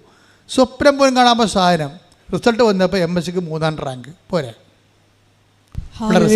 അവിടെ റിസൾട്ട് വന്നപ്പോഴേ MSCക്ക് 3ാം റാങ്ക്. നീ നടക്കേണ്ട വഴി നിൻ്റെ മുഖത്ത് നോക്കി ഞാൻ നിന്നെ ഉപദേശിക്കും. പ്രസൻസാണ്. എന്താ കാര്യം? അവർ ദൈവത്തെ സ്നേഹിക്കുന്നു, അവർ സ്നേഹമൊക്കെ പണിയുന്നു. അവിടെ ജോലി ദൈവത്തിൻ്റെ ജോലിയാണ്. ദൈവത്തിൻ്റെ ജോലി ചെയ്യുമ്പോൾ നമ്മളുടെ ജോലി ആര് ചെയ്യും? ദൈവം ചെയ്തുകൊണ്ടിരിക്കും. നിങ്ങളൊന്ന് ചിന്തിച്ചു, ഈ സാക്ഷ്യം കണ്ടായി ഒരു MSc സ്റ്റുഡൻസിനെ അവൾക്ക് തോക്കുമെന്ന് കണ്ടിട്ട് അവിടെ കയ്യിൽ നിന്ന് പോയെന്ന് കണ്ടപ്പോൾ അവൾ നിയോഗം എഴുതാൻ വേണ്ടി വന്നപ്പോൾ ജയിക്കണേ വല്ലപാടൊന്നും ജയിച്ചു കിട്ടണേ അമ്മയെന്ന് എഴുതുമ്പോൾ അമ്മ നേരിട്ട് അവിടെ പറഞ്ഞു അവിടെ 3ാം റാങ്ക് എഴുതി വെക്കാൻ പറയും. ഉടനെ ഇവിടെ 3ാം റാങ്ക് എഴുതി വെക്കും. അത് വെറുതെ എഴുതണം, ആകാശത്ത് എഴുതണതാണ്. പക്ഷേ പിന്നെ പേപ്പർ നോക്കണതും ക്വസ്റ്റ്യൻ ഇടണതൊക്കെ എല്ലാം വേറെ ഡിപ്പാർട്ട്മെൻറ്റൊക്കെ ചേഞ്ച് ചെയ്ത് എന്നിട്ടെന്താ ചെയ്യണത്? റിസൾട്ട് വരുമ്പോൾ 3ാം റാങ്കാണ്. അവൾ അപ്പം തന്നെ ഇടവക ദേവാലയത്തിൽ പോയി വെറുതെ കരഞ്ഞുകൊണ്ടിരുന്നു. ദൈവം എന്ന് പറയണത് ഇതുപോലെയാണ് അവസ്ഥയാണ്. നിങ്ങളിപ്പോഴും വരണ ഒരു ടേസ്റ്റിംഗ് പീരീഡിലാണ് കിടക്കണത്. നിങ്ങൾ പലരും ടേസ്റ്റ് ചെയ്ത്, ഇപ്പം നമ്മൾ അലുവയൊക്കെ വാങ്ങിക്കാൻ നേരത്ത് അലുവക്കാരൻ ഒരു വെട്ടിയിട്ടൊരു കഷ്ണം തരത്തില്ല, തിന്ന് നോക്കാൻ പറയല്ലേ. അവനെ കൊണ്ട് നമ്മളവിടെ നിന്നിട്ട് തീറ്റിക്കും. ചില പാർട്ടിക്ക് ഒരു സ്വഭാവമുണ്ട്, ഈ അലുവ എല്ലാ കടയിലും പോകും, ടേസ്റ്റ് എടുക്കും, അവൻ നിന്നിട്ട് പക്ഷേ വയറും നിറച്ച് വീട്ടിൽ പോകും. അങ്ങനെയുള്ള ടേസ്റ്റ് തൊഴിലാളിയുണ്ട്. എന്നു കഴിഞ്ഞാൽ എല്ലാ അലുവ കടയിലും ചെല്ലുമ്പോൾ, ബേക്കറി കടയിൽ ചെല്ലുമ്പോൾ, പെരുന്നാൾ കടല ഉത്സവത്തിൽ ചെല്ലുമ്പോൾ അവരെന്ത് ചെയ്യും? ഉടമ്പടി അലുവ പല കളറിലിരിക്കുകയാണ്. അപ്പോൾ ഉടനെ ഒരാളെ ചെറിയ വെട്ടി കൊടുത്ത് കഴിച്ചോ, ഇതാണ് അടിപൊളിയാണ്, കോഴിക്കോടാണെന്നൊക്കെ പറയും. ഉടനെ ഇവൻ അവിടെ നിന്ന് കഴിക്കും. ഇപ്പോൾ വരാതെ ഞാൻ പോയിട്ട് അടുത്ത അലുവ കടയിൽ പോകും. ഇവിടുന്ന് കൃപാസനത്തിന് പോയിട്ട് കലൂർ അന്തോണിസിൻ്റെ അടുത്ത് പോയി ടേസ്റ്റ് എടുക്കും. അവിടുന്ന് പോയിട്ട് വേറെ അവിടെ ധ്യാനകേന്ദ്രത്തിൽ പോകും. ഇങ്ങനെ ടേസ്റ്റ് തൊഴിലാളിയുണ്ട്. ടേസ്റ്റ് തൊഴിലാളി ഒരു കാലത്തും രക്ഷപ്പെടത്തില്ല. ഉടമ്പടി ടേസ്റ്റ് ചെയ്യാനുള്ളതല്ല, ഉടമ്പടി ജീവിക്കാനുള്ളതാണ്. മര്യാദക്ക് അത് കാശ് മുടക്കിയ സംഭവം വാങ്ങിക്കണം, അല്ലാതെ കണ്ടവൻ്റെ ഓശാരത്തിൽ നിന്ന് ടേസ്റ്റ് അടിച്ച് വയറ് നടക്കാൻ നോക്കരുത്. കാര്യം പറഞ്ഞപ്പോൾ എല്ലാം മനസ്സിലായില്ലേ നിങ്ങൾക്ക്? പല ആൾക്കാരും ഉടമ്പടി ടേസ്റ്റ് എടുക്കുന്ന ആൾക്കാരാണ്. എന്നിട്ട് അവർ ഇങ്ങനെ തൊത്തിയും മുടന്തിയും മുക്കിയും മുളിയൊക്കെ ഈ 90 ദിവസം എങ്ങനെയെങ്കിലും ഒന്ന് അവസാനിപ്പിച്ചെടുക്കും. അപ്പം അങ്ങനെ അവസാനിപ്പിക്കുന്ന കൊണ്ട് തന്നെയാണ് ദൈവം ഈ വിഷയം ആദ്യമേ തന്നെ നിങ്ങൾ ഇവിടെ കൃപാസനത്തിൽ ചവിട്ടുമ്പോൾ തന്നെ അറിയാം പെരിച്ചാഴി വന്നിട്ടുണ്ട്, ഒരു കഥയുമില്ലെന്ന് ദൈവത്തിന് അറിയാം. എന്താ കാര്യം? സംഭവം നടക്കത്തില്ല, ദൈവത്തിന് പണി കൊടുക്കാൻ വന്നിരിക്കുകയാണ്. ദൈവം ഒരു അടയാളം കാണിക്കാമെന്ന് നോക്കണ്ട, എന്നിട്ട് ഞാനിങ്ങനെ ഉടുത്ത് കെട്ടി ഇറങ്ങാം. നീ ഉടുത്ത് ഇറക്കിയിട്ട് ദൈവത്തിന് എന്ത് ചെയ്യാം? ഒന്നും ചെയ്യാനില്ല. അപ്പോൾ നിങ്ങൾ ആദ്യം ചെയ്യേണ്ടത് കണ്ണും പൊട്ടി ഇങ്ങനെയുള്ളവരോട് ദൈവം ചെയ്തറിയുക, അഡ്വാൻസ് അല്ല, പറ്റിക്കുമെന്ന് കണ്ടാൽ ഫുൾ എമൗണ്ട് മേടിക്കും. നമുക്ക് വിശ്വാസമുള്ള ആൾക്കാർക്ക് ഒന്ന് അഡ്വാൻസ് വാങ്ങിച്ചാൽ മതി. ചിലരോട് പറയും അഡ്വാൻസ് ഒന്നും വേണ്ട, ഫുൾ എമൗണ്ട് തരും, ഒറ്റ പ്രമാണം. നിങ്ങൾ ഇട്ടച്ച് പോയി. ഇപ്പോൾ റിയൽ എസ്റ്റേറ്റുകാർ ചില ആൾക്കാർ പറമ്പ് മേടിക്കാൻ ചെല്ലുമ്പോൾ ആൾക്കാരെന്താ പറയണത്? ഒറ്റ പ്രമാണം, ഒറ്റ വില, ഒറ്റ പ്രമാണം, അഡ്വാൻസ് ഇല്ലെന്ന് പറയും. എന്താ അറിയാമോ? ഇവൻ നമ്മുടെ മരക്കച്ചവടക്കാരൻ കണ്ടിട്ടില്ലേ? ചില ഉടമ്പടിയിലുണ്ട് ഈ മരക്കച്ചവടക്കാരൻ എന്ത് ചെയ്യുന്നറിയാമോ? നമ്മുടെ ആഞ്ഞിൽ കാണും, അല്ലെങ്കിൽ തേക്ക് കാണും, വീട്ടിൽ വന്ന് എത്ര രൂപ കൊടുക്കും? അപ്പോൾ നമ്മൾ പറയും അതൊരു 25,000 പറഞ്ഞിട്ട് പോയതാണ്. ആണോ? 25,000 പറഞ്ഞിട്ട് പോയതാണെന്ന് പറയും. അപ്പോൾ ഉടനെ പറയും ഓക്കെ, ആ വിലക്ക് എടുക്കാൻ ഞാൻ തയ്യാറാണെന്ന് പറയും. അപ്പോൾ അത് ഒറ്റയ്ക്കല്ല, പിന്നെ അവർക്ക് കൊടുക്കാൻ പറ്റില്ല. ഞങ്ങൾക്ക് എന്നാൽ പിന്നെ 26 പറയും. 26 കൊടുത്തിട്ട് ഉടനെ ഇവർ സമ്മതിക്കും. അപ്പോൾ അവർക്ക് എടുക്കാൻ പോകണ വീട്ടുകാർക്ക് ഇഷ്ടമാണ്. കാരണം 25,000 രൂപയല്ലേ പറഞ്ഞത്, ഇപ്പോൾ 26 പറഞ്ഞല്ല. ശരി എന്നാൽ 1000 രൂപ അഡ്വാൻസ് തന്നിട്ട് പോയി ഇവനെ കാണത്തില്ല. പിന്നെ അവൻ എന്താ ഉദ്ദേശിക്കണമെന്ന് അറിയാമോ? അവൻ ഈ നമ്മുടെ പറമ്പിൽ നിർത്തിയിട്ട് നമ്മുടെ വെള്ളം കൊണ്ട് നമ്മുടെ വളം കൊണ്ട് ഈ തേക്കിനെ അവൻ 5 കൊല്ലം നിർത്തി വളർത്തും. പോരെ പരിപാടി. ഇവൻ വെട്ടിക്കൊണ്ട് പോകത്തില്ല. ഇവൻ വെട്ടിക്കൊണ്ട് പോകാതെ വെട്ടാവേ ഇപ്പോൾ വരാം, നിങ്ങൾക്ക് 2 റോഡ് വേണം, അവിടെ വീണ്ടും കൊണ്ടുവന്ന് 2 റോഡ് തരും. അപ്പോൾ അതും അഡ്വാൻസാണ്. പിന്നെയും 2 കൊല്ലം നിർത്തും അവൻ നിർത്തി 10 കൊല്ലം കഴിയുമ്പോൾ തേക്ക് വെട്ടത്തുള്ളൂ. എന്താ കാര്യം? അത്രയും നാൾ തേക്ക് നമ്മുടെ മുതുകത്ത് നിർത്തിയിട്ട് അത് വളർത്തും അവൻ. ഉടമ്പടി ചില ആൾക്കാർ ദൈവത്തിന് പണി കൊടുക്കുന്ന ആൾക്കാരുണ്ട്. എന്ന് വെച്ചാൽ ഉടമ്പടി എടുത്തിട്ട് പിന്നെ ഈ ആൾക്കാർ മഷോട്ടേക്ക് കാണത്തില്ല, പിന്നെ ഉടമ്പടി ജീവിതമില്ല. ഞാൻ ചോദിച്ചു, ചേച്ചി ഉടമ്പടി എടുത്തിട്ട് പിന്നെ ചേച്ചി എന്ത് ചെയ്ത്? അല്ല, ഞാൻ മകൾക്കൊരു അസുഖമായെന്ന് പറഞ്ഞ് അങ്ങോട്ട് പോയതാണ്, പിന്നെ തിരിച്ചു വന്നപ്പോൾ തിരികെ കാണാനില്ലെന്ന്. അത്രയും ബോധമില്ലാത്ത കന്നുകാലികൾ ഉടമ്പടി എടുക്കുന്നുണ്ട്. അവരെന്തോ ആ ഉടമ്പടി എടുത്തിട്ട് ആ തിരികെ കൊണ്ട് വെച്ചിട്ട് മകളെന്തോ അസുഖമായിട്ട് അങ്ങോട്ട് പോയതിനു ശേഷം പിന്നെ വേറെ എന്ത് വീട്ടിൽ പോയി കറങ്ങി തിരിഞ്ഞ് ഒടിഞ്ഞു മടങ്ങി വന്നപ്പോൾ പിന്നെ തിരികെ കാണാനില്ല. ഇങ്ങനെയുള്ള ആൾക്കാരാണ് അഡ്വാൻസ് തൊഴിലാളികളോട് ഉടമ്പടി. നിങ്ങൾ അതുമായിട്ട് ദൈവത്തിൻ്റെ അടുത്ത് നിങ്ങൾ എപ്പോഴും ശ്രദ്ധിക്കേണ്ട കാര്യം, ദൈവത്തിന് പണി കൊടുത്തുകൊണ്ട് ഉടമ്പടി എടുക്കരുത്. തിരിച്ച് പണി വന്നാൽ താങ്ങത്തില്ല. മര്യാദയ്ക്ക് വൃത്തിയും മെനയുമായിട്ട് ദൈവസ്നേഹത്തോടെ ഉടമ്പടിക്കാനുള്ള കൃപയ്ക്ക് വേണ്ടി പ്രാർത്ഥിക്കുക. കർത്താവായ ദൈവമേ, ഉടമ്പടി എടുത്ത് സത്യസന്ധമായി സുവിശേഷവിഹിതമായി ജീവിക്കുവാൻ ഞങ്ങൾക്ക് പ്രത്യേക അഭിഷേകം നൽകണമേ. ഹല്ലേലൂയ.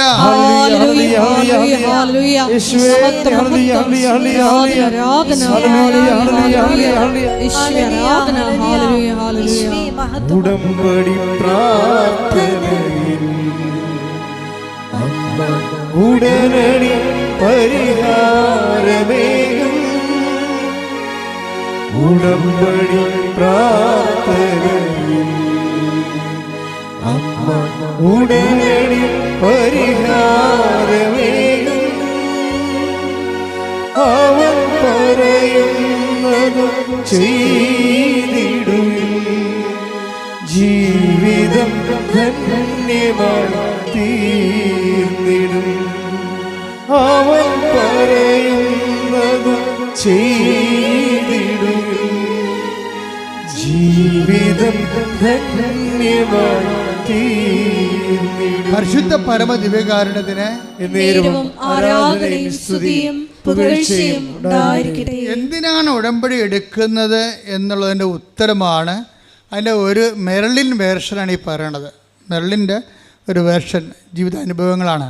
ഏറ്റവും അവസാനം അവൾ പറഞ്ഞത്, എന്തിനാണ് ഉടമ്പടി എടുക്കണമെന്ന് എന്നോട് ചോദിച്ചാൽ, 3 പ്രാവശ്യം അവൾ പറയുന്നുണ്ട്, എന്തിനാണ് ഉടമ്പടി എടുക്കണമെന്ന് എന്നോട് ചോദിച്ചാൽ എന്ന് പറഞ്ഞുകൊണ്ട് അവൾ ഓരോ ഉത്തരം പറയും. അപ്പോൾ അവൾ അവസാനം പറഞ്ഞ ഉത്തരം, ഞാൻ പറയും ബലം പ്രാപിക്കാനാണ് ഉടമ്പടി എടുക്കണമെന്ന്, ബലം വെക്കാനാണ് ഉടമ്പടി എടുക്കണമെന്ന്. അത് കറക്റ്റാണ്, ആ ഉത്തരം കറക്റ്റാണ്. എന്നിട്ട് അവൾ പറയും, എന്തിനാണ് ഉടമ്പടി എടുക്കണത്? അത് നിനക്ക് എൻ്റെ കൃപ മതി എന്ന് ഈശോ പറഞ്ഞിട്ടുണ്ട്. കൃപയ്ക്ക് വേണ്ടി ഉടമ്പടി എടുക്കണമെന്ന്. അപ്പോൾ എനിക്ക് മനസ്സിലായി, ഈ ഉടമ്പടി ധ്യാനമെല്ലാം അവൾ കൂടുന്നുണ്ട്. ശരിക്കും ഉടമ്പടി ധ്യാനം ഒരു വലിയ സാക്ഷരതയാണല്ലോ ശരിക്കും. അപ്പോൾ അതുകൊണ്ട് എന്തിനാണ് ഉടമ്പടി എടുക്കണത്? ബലം പ്രാപിക്കാൻ. എങ്ങനെയാണ് ബലം പ്രാപിക്കണത്? ബലം പ്രാപിക്കുന്നതിനുള്ള ഒരു ഫോർമുല എന്താണ്?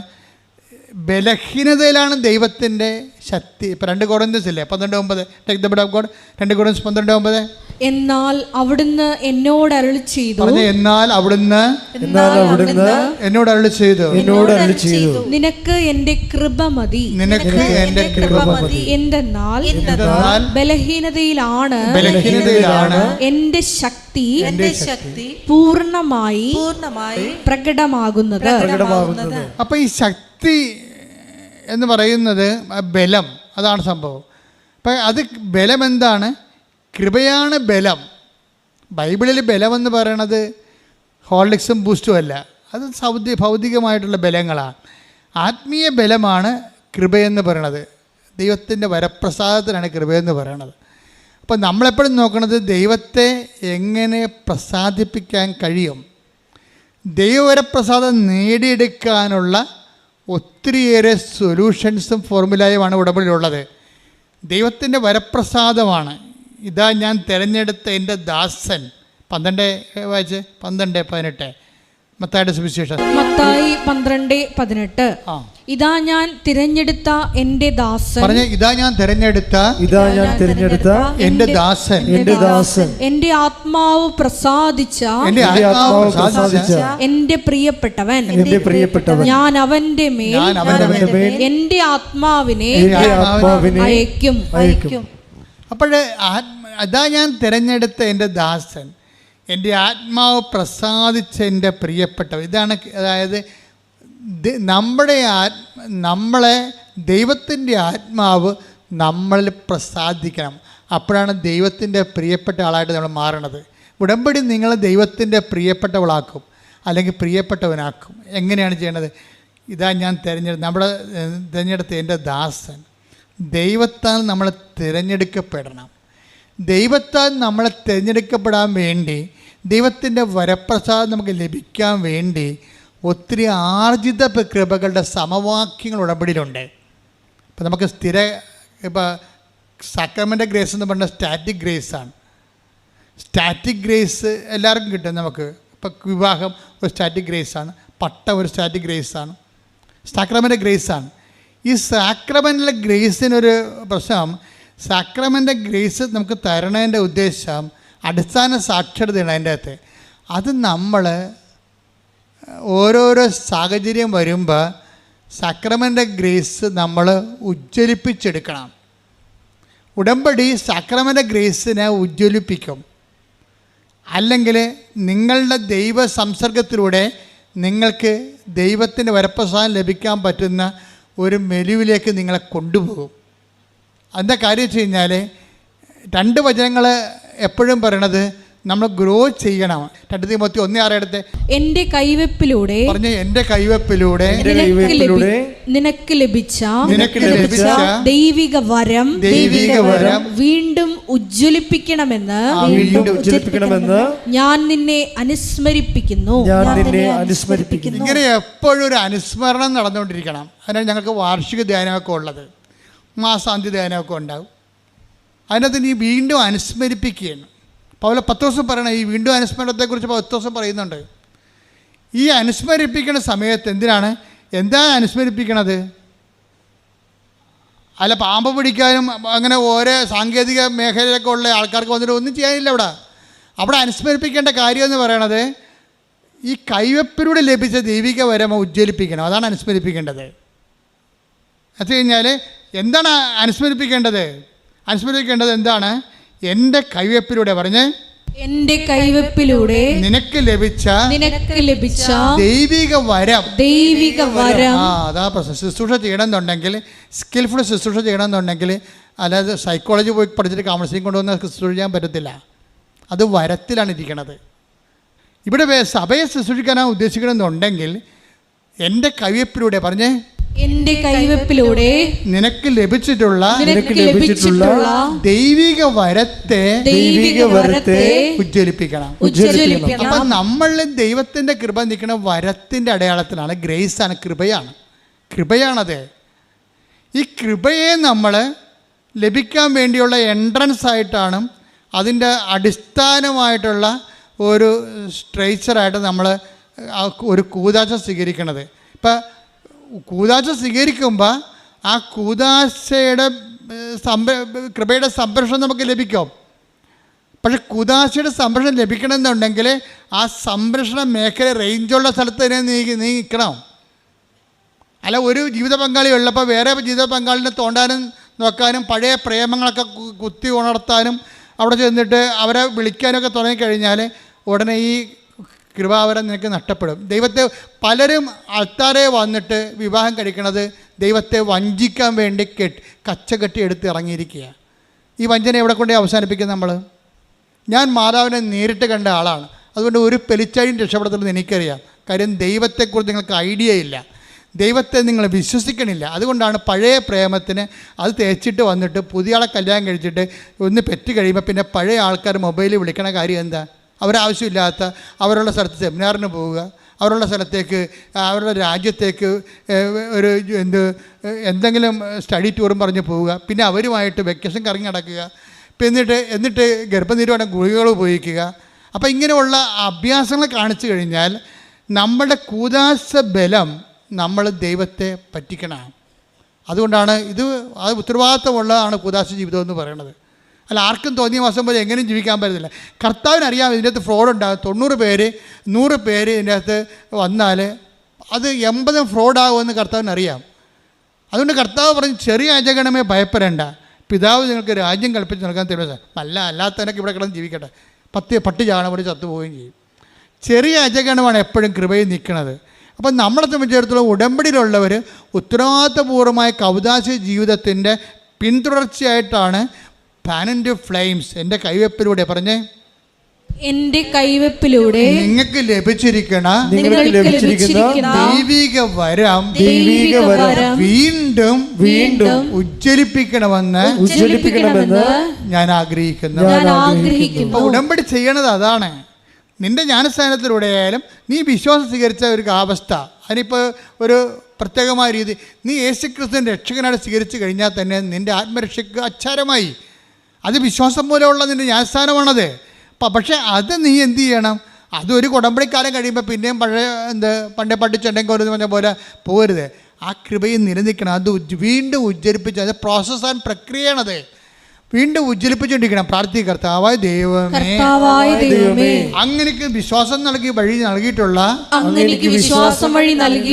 വരങ്ങളെ ഉജ്ജ്വലിപ്പിക്കുവാൻ എന്നെ സഹായിക്കണമേ. വിശ്വാസ ജീവിതത്തിലെ എന്നെ ബലപ്പെടുത്തണമേ. വിശ്വാസ ജീവിതത്തെ ബലപ്പെടുത്താൻ വേണ്ടി ലോകത്തിൻ്റെ ആൾക്കാരെ വൈറ്റാമിൻസാണ് കൊടുക്കണത്, അല്ലേ? നമ്മൾ ഡോക്ടറിനൊക്കെ ചെല്ലുമ്പോൾ ഒരു ചുമയും കൊരയൊക്കെ വന്ന് ന്യൂമോണിയ പനിയൊക്കെ വന്ന് പോകുമ്പോൾ ആശുപത്രി കിടന്നിട്ട് പോകുമ്പോൾ ഡോക്ടർ എന്ത് ചെയ്യും? അങ്ങേർക്ക് ലഭിച്ചിരിക്കുന്ന കുറച്ച് ടോണിക്സ് നമുക്ക് തരും ഫ്രീ ആയിട്ട്. എന്ന് കഴിഞ്ഞാൽ എങ്ങനെയാണ്? ഇത് 2 സ്പൂൺ വെച്ച് കഴിച്ചിട്ട് നിങ്ങൾ ഒരു നഷ്ടപ്പെട്ട ആരോഗ്യം വീണ്ടെടുക്കാൻ പറയും. അത് ശാരീരികമായ ആരോഗ്യമാണ്. നഷ്ടപ്പെട്ട ആത്മീയ ആരോഗ്യം വീണ്ടെടുക്കണമെങ്കിൽ എന്താ ചെയ്യേണ്ടത്? അതിനുള്ള ടോണിക്ക് വേറെയാണ്. അതിന് ബലം പ്രാപിക്കാനുള്ള ടോണിക്ക് വരും. ഇപ്പോൾ മെർലിൻ പറഞ്ഞത് എന്താണെന്നറിയാമോ? എൻ്റെ അമ്മുമ്മയും ഞാനുമായിട്ട് ഭയങ്കര സ്റ്റണ്ടാണ് വീട്ടിലെ. അമ്മുമ്മയും ഞാനും ഭയങ്കര ഇവർ തമ്മിൽ ഭയങ്കര ഏജ് ഗ്യാപ്പാണ്. ഇപ്പം ഞാനും അപ്പൂച്ചനൊക്കെ ആയിട്ട് ഭയങ്കര ഏജ് ഗ്യാപ്പല്ലേ. ഞാൻ സിസ്റ്റർ കിടക്കുമ്പോൾ അപ്പൂച്ചൻ ജനിച്ചിട്ടില്ല. അപ്പം അത്രയും ഏജ് ഗ്യാപ്പുണ്ട്. ഏജ് ഗ്യാപ്പ് എപ്പോഴും ഒരു സഫറിങ്ങിൻ്റെ വിഷയമാണ്. അപ്പം അമ്മുമ്മ പറയണത് ഒന്നും മെർലിന് മനസ്സിലാകത്തില്ല. അമ്മുമ്മ പറയണത് ഒന്നും മനസ്സിലാകത്തില്ല. അമ്മുമ്മയും മെർലിനുമായിട്ട് ഇടിയാണ്. എന്നിട്ട് നടുക്ക് നിൽക്കണ അമ്മ നിന്ന് ചുറ്റിത്തിരിയാണ്. ഇപ്പം മെർലിൻ കവനൻ്റെ എടുത്ത് കഴിഞ്ഞപ്പോൾ എന്താ പറയണത്? അമ്മുമ്മ എന്ത് പറഞ്ഞാലും അമ്മുമ്മയെ എപ്പോഴും എന്നെ കുറ്റപ്പെടുത്തുകയുള്ളൂ. എപ്പോഴും എനിക്കെതിരെയാണ് അമ്മമ്മ സംസാരിക്കണത്. അല്ലാതെ ആ വായി നല്ലതൊന്നും വരത്തില്ല. പക്ഷേ ഞാൻ കർത്താവിൻ്റെ സ്നേഹത്തിൽ അമ്മമ്മയെ ഉൾക്കൊള്ളാൻ തീരുമാനിച്ചെന്ന്. ഇതാണ് വിഷയം. അതിൻ്റെ ചില അമ്മമ്മയെ അണ്ടർസ്റ്റാൻഡ് ചെയ്യാനും ഉൾക്കൊള്ളാനും. ഇപ്പോൾ അപ്പനും പറഞ്ഞു, ഞാനും മെർലിൻ കൂടിയാണ് അമ്മയുടെ കാര്യങ്ങളൊക്കെ നോക്കണം. അമ്മയെന്നാണ് അയാൾ പറയണത്, അമ്മുമ്മയെന്നാണ് ഇവൾ പറയണത്. അവരുടെ കാര്യമൊക്കെ നോക്കണത് ഞാൻ അച്ഛനും കൂടിയാണ്. അപ്പം അങ്ങനെ നോക്കിക്കഴിഞ്ഞപ്പോൾ അവർ അതിലൂടെ ബലപ്പെടുകയാണ് ചെയ്യണത്. നമ്മൾ ആത്മീയ ബലം ആ രീതിയിൽ വരണതാണ്. നമ്മുടെ സഹനം യേശുക്രിസ്തുവിൻ്റെ നാമത്തിൽ നമ്മുടെ ബലക്കുറവുകൾ ക്രിസ്തുവിൻ്റെ നാമത്തിൽ എടുക്കുന്ന വഴിയാണ് നമ്മൾ ബലം പ്രാപിക്കുന്നത്. അതാണ് കൊളോസ്യസ് 1:11 എടുത്ത്. കൊളോസ്യസ് 1:11 സന്തോഷത്തോടെ പറഞ്ഞു. സന്തോഷത്തോടെ എല്ലാം സഹിക്കുന്നതിനും എങ്ങനെയുണ്ട് വരകണ്ട കേട്ടില്ലേ? സന്തോഷത്തോടെ എല്ലാം സഹിക്കുന്നതിനും ക്ഷമിക്കുന്നതിനും അവിടുത്തെ മഹത്വത്തിന്റെ പ്രാഭവത്തിനനുസൃതമായി സർവശക്തിയിലും നിങ്ങൾ ബലം പ്രാപിക്കട്ടെ. എന്തിനാണ് ഉടമ്പടി എടുക്കണമെന്ന് ചോദിച്ചു കഴിഞ്ഞാൽ ബലം പ്രാപിക്കാനാണ് എടുക്കണത്. ഉടമ്പടി എടുക്കുന്നത് ബലം പ്രാപിക്കാനാണെങ്കിൽ ആ ബലം പ്രാപിക്കുന്നതിൻ്റെ ഉള്ളിൽ അതിൻ്റെ പ്രക്രിയയിൽ സഹനമുണ്ട്, ക്ഷമയും ഉണ്ട്. മനസ്സിലായില്ലേ? കുടുംബത്തിലുള്ള വിഷയങ്ങളുടെ മേലെ ഒരു സഹനവും ക്രിസ്തുവിൻ്റെ നാമത്തെ സ്നേഹത്തെ പ്രതി എടുക്കണം. പിന്നെന്താണ്? ഒരു ക്ഷമയും ഉണ്ട്. ക്ഷമയെന്ന് പറയുന്നത് എന്താണ്? സഹനത്തിൻ്റെ ദീർഘക്ഷമ, സഹനം റിപ്പീറ്റ് ചെയ്യുന്നതിനാണ് ക്ഷമയെന്ന് പറയുന്നത്. ഇത് ആരുടെ പേരിലാണ്? ക്രിസ്തുവിൻ്റെ പേരിലാണ് എടുക്കുന്നത്. ഉടമ്പടി ഒരു ജീവിതമാണ്. അത് ഏറ്റവും കൂടുതലുള്ളത് അമ്മയ്ക്കാണ്. ക്രിസ്തു വരെ അമ്മയെ ഡിസോൺ ചെയ്യും. എന്തിനാണ് നിങ്ങൾ എന്നെ അന്വേഷിച്ചത്? ഞാൻ എൻ്റെ പിതാവിൻ്റെ കാലത്ത് വേപതനായിരിക്കേണ്ടവരാണ്, നിങ്ങൾക്ക് അറിയത്തില്ല എന്ന് ചോദിക്കുമ്പോൾ അമ്മ സഹനത്തോടെ ക്ഷമയോടെ ഹൃദയത്തിൽ സംഗ്രഹിക്കും, ബലം പ്രാപിക്കും. ദൈവത്തിൽ നിന്നുള്ള ഉടമ്പടിയുടെ പ്രാർത്ഥനകൾക്ക് ഉത്തരം താമസിച്ചാൽ പോലും ആ സഹനവും ക്ഷമയും നിങ്ങളെ ദൈവത്തിലുള്ള ബന്ധത്തിൽ ബലം പ്രാപിപ്പിക്കണം. ശ്രദ്ധിക്കട്ടെ. ഹല്ലേലൂയ, ഹല്ലേലൂയ, ഹല്ലേലൂയ, ഹല്ലേലൂയ. യേശുവേ നന്ദി, യേശുവേ ആരാധന. ഹല്ലേലൂയ. വാഗ്ദാന പേടകമേ, സ്വർഗീയ പൊൻവലമേ, കൃപാസനത്തിൻ്റെ അമ്മേ, പ്രസാദം പരമാവതാരമേ, പരിശുദ്ധ പരമദിവ്യകാരുണ്യത്തിന് ആരാധനയും സ്തുതിയും പുകഴ്ചയും ഉണ്ടായിരിക്കട്ടെ. പരിശുദ്ധ പരമദിവ്യകാരുണ്യത്തിന് ആരാധനയും സ്തുതിയും പുകഴ്ചയും ഉണ്ടായിരിക്കട്ടെ. കൈ ഒരു ഇടത് കൈ നെഞ്ചത്ത് വെച്ച് വലത് കൈ ശിരസിൽ വെച്ചുകൊണ്ട് വ്യത്യസ്തങ്ങളായ മേഖലകളുടെയും രോഗസൗഖ്യ പ്രാർത്ഥനയ്ക്ക് വേണ്ടി നമുക്ക് പ്രാർത്ഥിക്കാം. ഓൺലൈനിലുള്ളവരും ഇതേ തന്നെ ക്രിയകൾ ചെയ്തുകൊണ്ട് ദൈവത്തിൻ്റെ സാന്നിധ്യം, കർത്താവിൻ്റെ വചനം ഇത്രയും നേരം കേട്ടതാണ്. ഉടമ്പടിയിൽ എങ്ങനെയാണ് പുരോഗമിക്കേണ്ടതെന്ന് നമ്മളെല്ലാം പഠിച്ചതാണ്. കർത്താവേ, അങ്ങയുടെ അവകാശവും അങ്ങയുടെ ഓഹരിയുമായിരിക്കുന്ന അങ്ങയുടെ സഭ അങ്ങേ നാഥനും രക്ഷകനെ ഏറ്റുപറഞ്ഞുകൊണ്ട് ശിരസിൽ അവരുടെ കൈകൾ വെച്ചിരിക്കുന്ന കർത്താവേ അവിടെ കൈകളെ കർത്താവ് നിന്റെ തിരുമുറുപാടുന്ന അണിപ്പെടുതാറുന്ന അത്ഭുത കൈകളായി മാറ്റണമെന്ന് പ്രാർത്ഥിക്കുന്ന കർത്താവേ, അടിപ്പിണർ പോലെ വൈതാക്കാലം ദൈവികമായ സത്യം അവർക്ക് ആവശ്യിക്കണമേ. ഉച്ചമ ഉള്ളംകാലം വരെ കർത്താവിൻ്റെ രക്തം പടരട്ടെ. എല്ലാ കൊശങ്ങളിലും പെശുകളിലും രോഗാതിരമായ എല്ലാ പെശങ്ങളിലും കൊശങ്ങളിലും കർത്താവിൻ്റെ രക്തം പടരട്ടെ.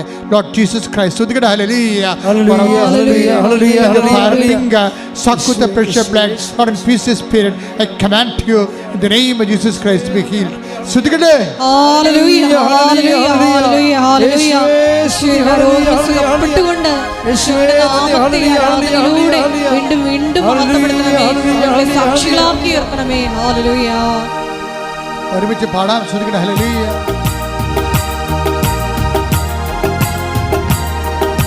കൈയടിച്ചോണ്ട് ശക്തിയയക്കണമേ പരിശുദ്ധാത്മാവേ, അഗ്നിയയക്കണമേ പരിശുദ്ധാത്മാവേ, ശക്തിയയക്കണമേ പരിശുദ്ധാത്മാവേ, അഗ്നിയയക്കണമേ പരിശുദ്ധാത്മാവേ.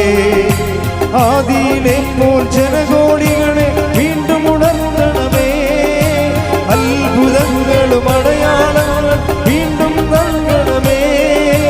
ആദിയിലെ പോൽ ജനകോടികളെ വീണ്ടും ഉണർത്തണമേ, അത്ഭുതങ്ങളും അടയാളങ്ങൾ വീണ്ടും നൽകണമേ. അത്ഭുതമൊഴുകും കൈകൾ എന്നിൽ നീട്ടണമേ, അത്ഭുതമൊഴുകും കൈകൾ എന്നിൽ നീട്ടണമേ. പരിശുദ്ധ പരമദിവ്യകാരുണ്യത്തിന് എന്നേരവും ആരാധനയും സ്തുതിയും പുകഴ്ചയും പരിശുദ്ധ പരമദിവ്യകാരുണ്യത്തിന് എന്നേരവും ആരാധനയും സ്തുതിയും പുകഴ്ചയും ഉണ്ടായിരിക്കട്ടെ. മകളെ ജോലിയില്ലാത്തവര്, വീടില്ലാത്തവര്, വഴിയില്ലാത്തവര്, വെള്ളമില്ലാത്തവര്, വിസ ഒത്തുവരാത്തവര്, PR കിട്ടാത്തവര്, തിരിച്ചു പോരാൻ ഉദ്ദേശിക്കുന്നവര്, കയറിപ്പോകാൻ ഉദ്യമിക്കുന്നവർ, ഇൻ്റർവ്യൂ ഉള്ളവർ, ടെസ്റ്റ് ഉള്ളവർ, PSC പോലുള്ള ടെസ്റ്റുകൾക്ക് എഴുതിക്കൊണ്ടിരിക്കുന്നവർ, റിസൾട്ട് പ്രതീക്ഷിക്കുന്നവർ, റാങ്ക് ലിസ്റ്റ് ഉള്ളവർ, അപ്പോയിൻമെൻറ്റ് പ്രതീക്ഷിക്കുന്നവർ, ജപ്തി നടപടി നേരിടാൻ പോകുന്നവർ, സാമ്പത്തിക കടമുള്ളവർ, വസ്തു വിൽക്കാൻ പോകുന്നവർ, കുടുംബത്തിൽ സമാധാനം ഇല്ലാത്തവർ, കല്യാണം വിടുവിക്കാൻ പോകുന്നവർ, വിവാഹം ഒത്തുവരാത്തവർ, മക്കളില്ലാത്തവർ, ഉള്ള മക്കൾക്ക് ദുർനടപ്പുള്ളവർ, തെറ്റായ പ്രണയത്തിൽ പെട്ടുപോയവർ, കുടുംബത്തിൽ സമാധാനമില്ലാതെ കേസിലായവർ, പോസ്കോ പോലുള്ള കേസിൽ ചെന്ന് കള്ളക്കേസ് അകപ്പെട്ടിരിക്കുന്നവർ, മറ്റു തരത്തിലുള്ള കേസ് അകപ്പെട്ടിരിക്കുന്നവർ, എല്ലാവരുടെ മേഖലകളിലും കർത്താവിൻ്റെ കൃപ, വരുമാനത്തിൻ്റെ മാർഗങ്ങൾ, കർത്താവ് ഇടപെടാനുള്ള ഡേറ്റുകൾ എല്ലാം നിശ്ചയിച്ചിട്ടുള്ളവർ, അവിടെ വരെല്ലാം കർത്താവിന് ശക്തി പ്രവർത്തിക്കാൻ വേണ്ടി ഇടിമുഴക്കാൻ പോലെ ശ്രദ്ധിക്കട്ടെ. ഉന്നതമായ നാമത്തിന് സ്വസ്ഥം ചെന്ന് കർത്താവേ, അങ്ങനെ തിരുമുറവാർന്ന് വലതുകരം മക്കളെ സ്ഥിതി വെക്കണമെന്ന് പ്രാർത്ഥിക്കും കർത്താവേ. വഴിയില്ലാത്തവർ, വെള്ളമില്ലാത്തവർ, വീട് കർത്താവേ, ജീവിക്കാനുള്ള മാർഗമില്ലാത്തവർ, ജോലിയില്ലാത്തവർ, വീട് നഷ്ടപ്പെട്ടവർ, വിസ നഷ്ടപ്പെട്ടവർ, വരാത്തവർ കർത്താവ്, വ്യത്യസ്തങ്ങളായ വിഷമതകളുടെ വേദന അനുഭവിക്കുന്നവർ, സമാധാനം ഇല്ലാത്തവർ, കുടുംബസമാധാനം ഇല്ലാത്ത കുടുംബങ്ങൾ, ഒത്തുവരാത്ത കല്യാണങ്ങൾ, മക്കളില്ലാത്തവർ, ഉള്ള മക്കൾക്ക് രോഗങ്ങളോട് തെറ്റായ പ്രണയബന്ധത്തിൽ അകപ്പെട്ടിരിക്കുന്നവർ, കുടുംബത്തിൽ സമാധാനം ഇല്ലാത്തവർ, വഴക്കുള്ളവർ, അതിഥി തർക്കമുള്ളവർ, കേസ് അകപ്പെട്ടിരിക്കുന്നവർ, ജോലിയില്ലാത്തവർ, തകർച്ചയുള്ളവർ, സാമ്പത്തിക കടങ്ങളുള്ളവർ, എല്ലാ തരത്തിലും വിഷമം അനുഭവിക്കുന്ന ഇടിമ കർത്താവിൻ്റെ വലിയ ശക്തി ഈ നിമിഷം ഇടപെട്ട് വരികയും മാരക രോഗങ്ങൾ, തീരാവേദിക ജീവിത ദുരിതങ്ങൾ യേശു ക്രിസ്തുവിന്റെ ഉന്നതമായ നാമത്തിൽ മാറിപ്പോകട്ടെ. ജീവിത ദുരിതങ്ങളും തടസ്സങ്ങളും നീങ്ങിപ്പോയിക്കൊണ്ട് പിതാവായുടെ നാമത്തെ വീണ്ടും എന്നിൽ നിറയണമേ, നാഥാ വരേണമേ, സൗഖ്യം നൽകണമേ, നാഥാ വരേണമേ, എന്നിൽ നിറയണമേ, നാഥാ വരേണമേ, സൗഖ്യം നൽകണമേ. എല്ലാവരും മുട്ട നിൽക്കുക. അച്ഛൻ വിട്ടുപോയ കാര്യങ്ങൾ എന്തെങ്കിലും ഉണ്ടെങ്കിൽ മക്കളുടെ സ്വകാര്യമായ വിഷയങ്ങൾ, ഉടമ്പടി വെച്ചുപോയ കാര്യങ്ങൾ ഇപ്പോഴും നടക്കാത്തതുണ്ടെങ്കിൽ അത് മൗനമായിട്ട് ആരാധന പറയേണ്ട സമയമാണ്.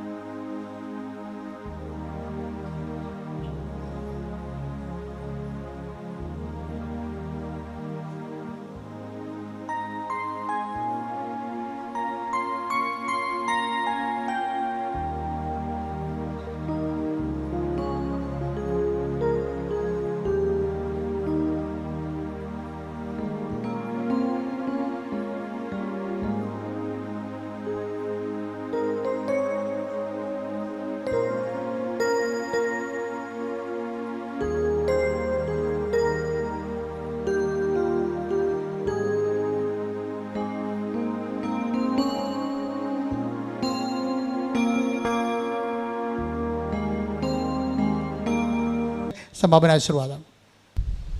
ഒരിക്കൽ കൂടി മരിയൻ ഉടമ്പടിയിൽ സമർപ്പിച്ചിരിക്കുന്ന എല്ലാ വിഷയങ്ങളും ദൈവമാതാവിൻ്റെ മധ്യസ്ഥയിൽ ദിവ്യകാരുണ്യ സന്നിധിയിൽ സമർപ്പിച്ച് നമുക്ക് പ്രാർത്ഥിക്കാം.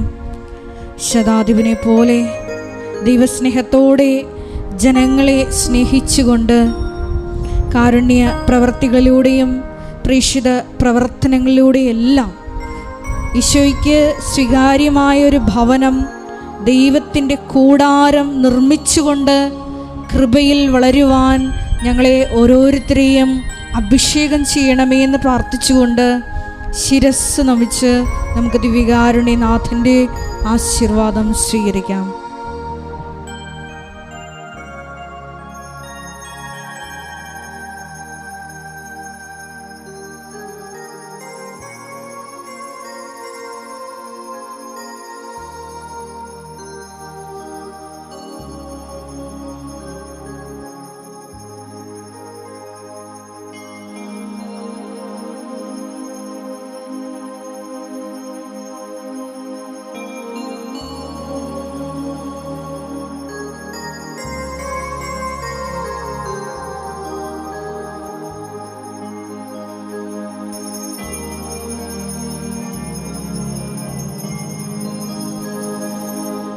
പരിശുദ്ധ പരമമാം ദിവ്യകാരുണ്യമേ എന്നുമെന്നും അങ്ങേക്കാരാധന. പരിശുദ്ധ പരമമാ ദിവ്യകാരുണ്യമേ എന്നുമെന്നും അങ്ങേക്കാരാധന. പരിശുദ്ധ പരമമാ ദിവ്യകാരുണ്യമേ എന്നുമെന്നും അങ്ങേക്കാരാധന. ആവേ ആവേ ആവേ മരിയ.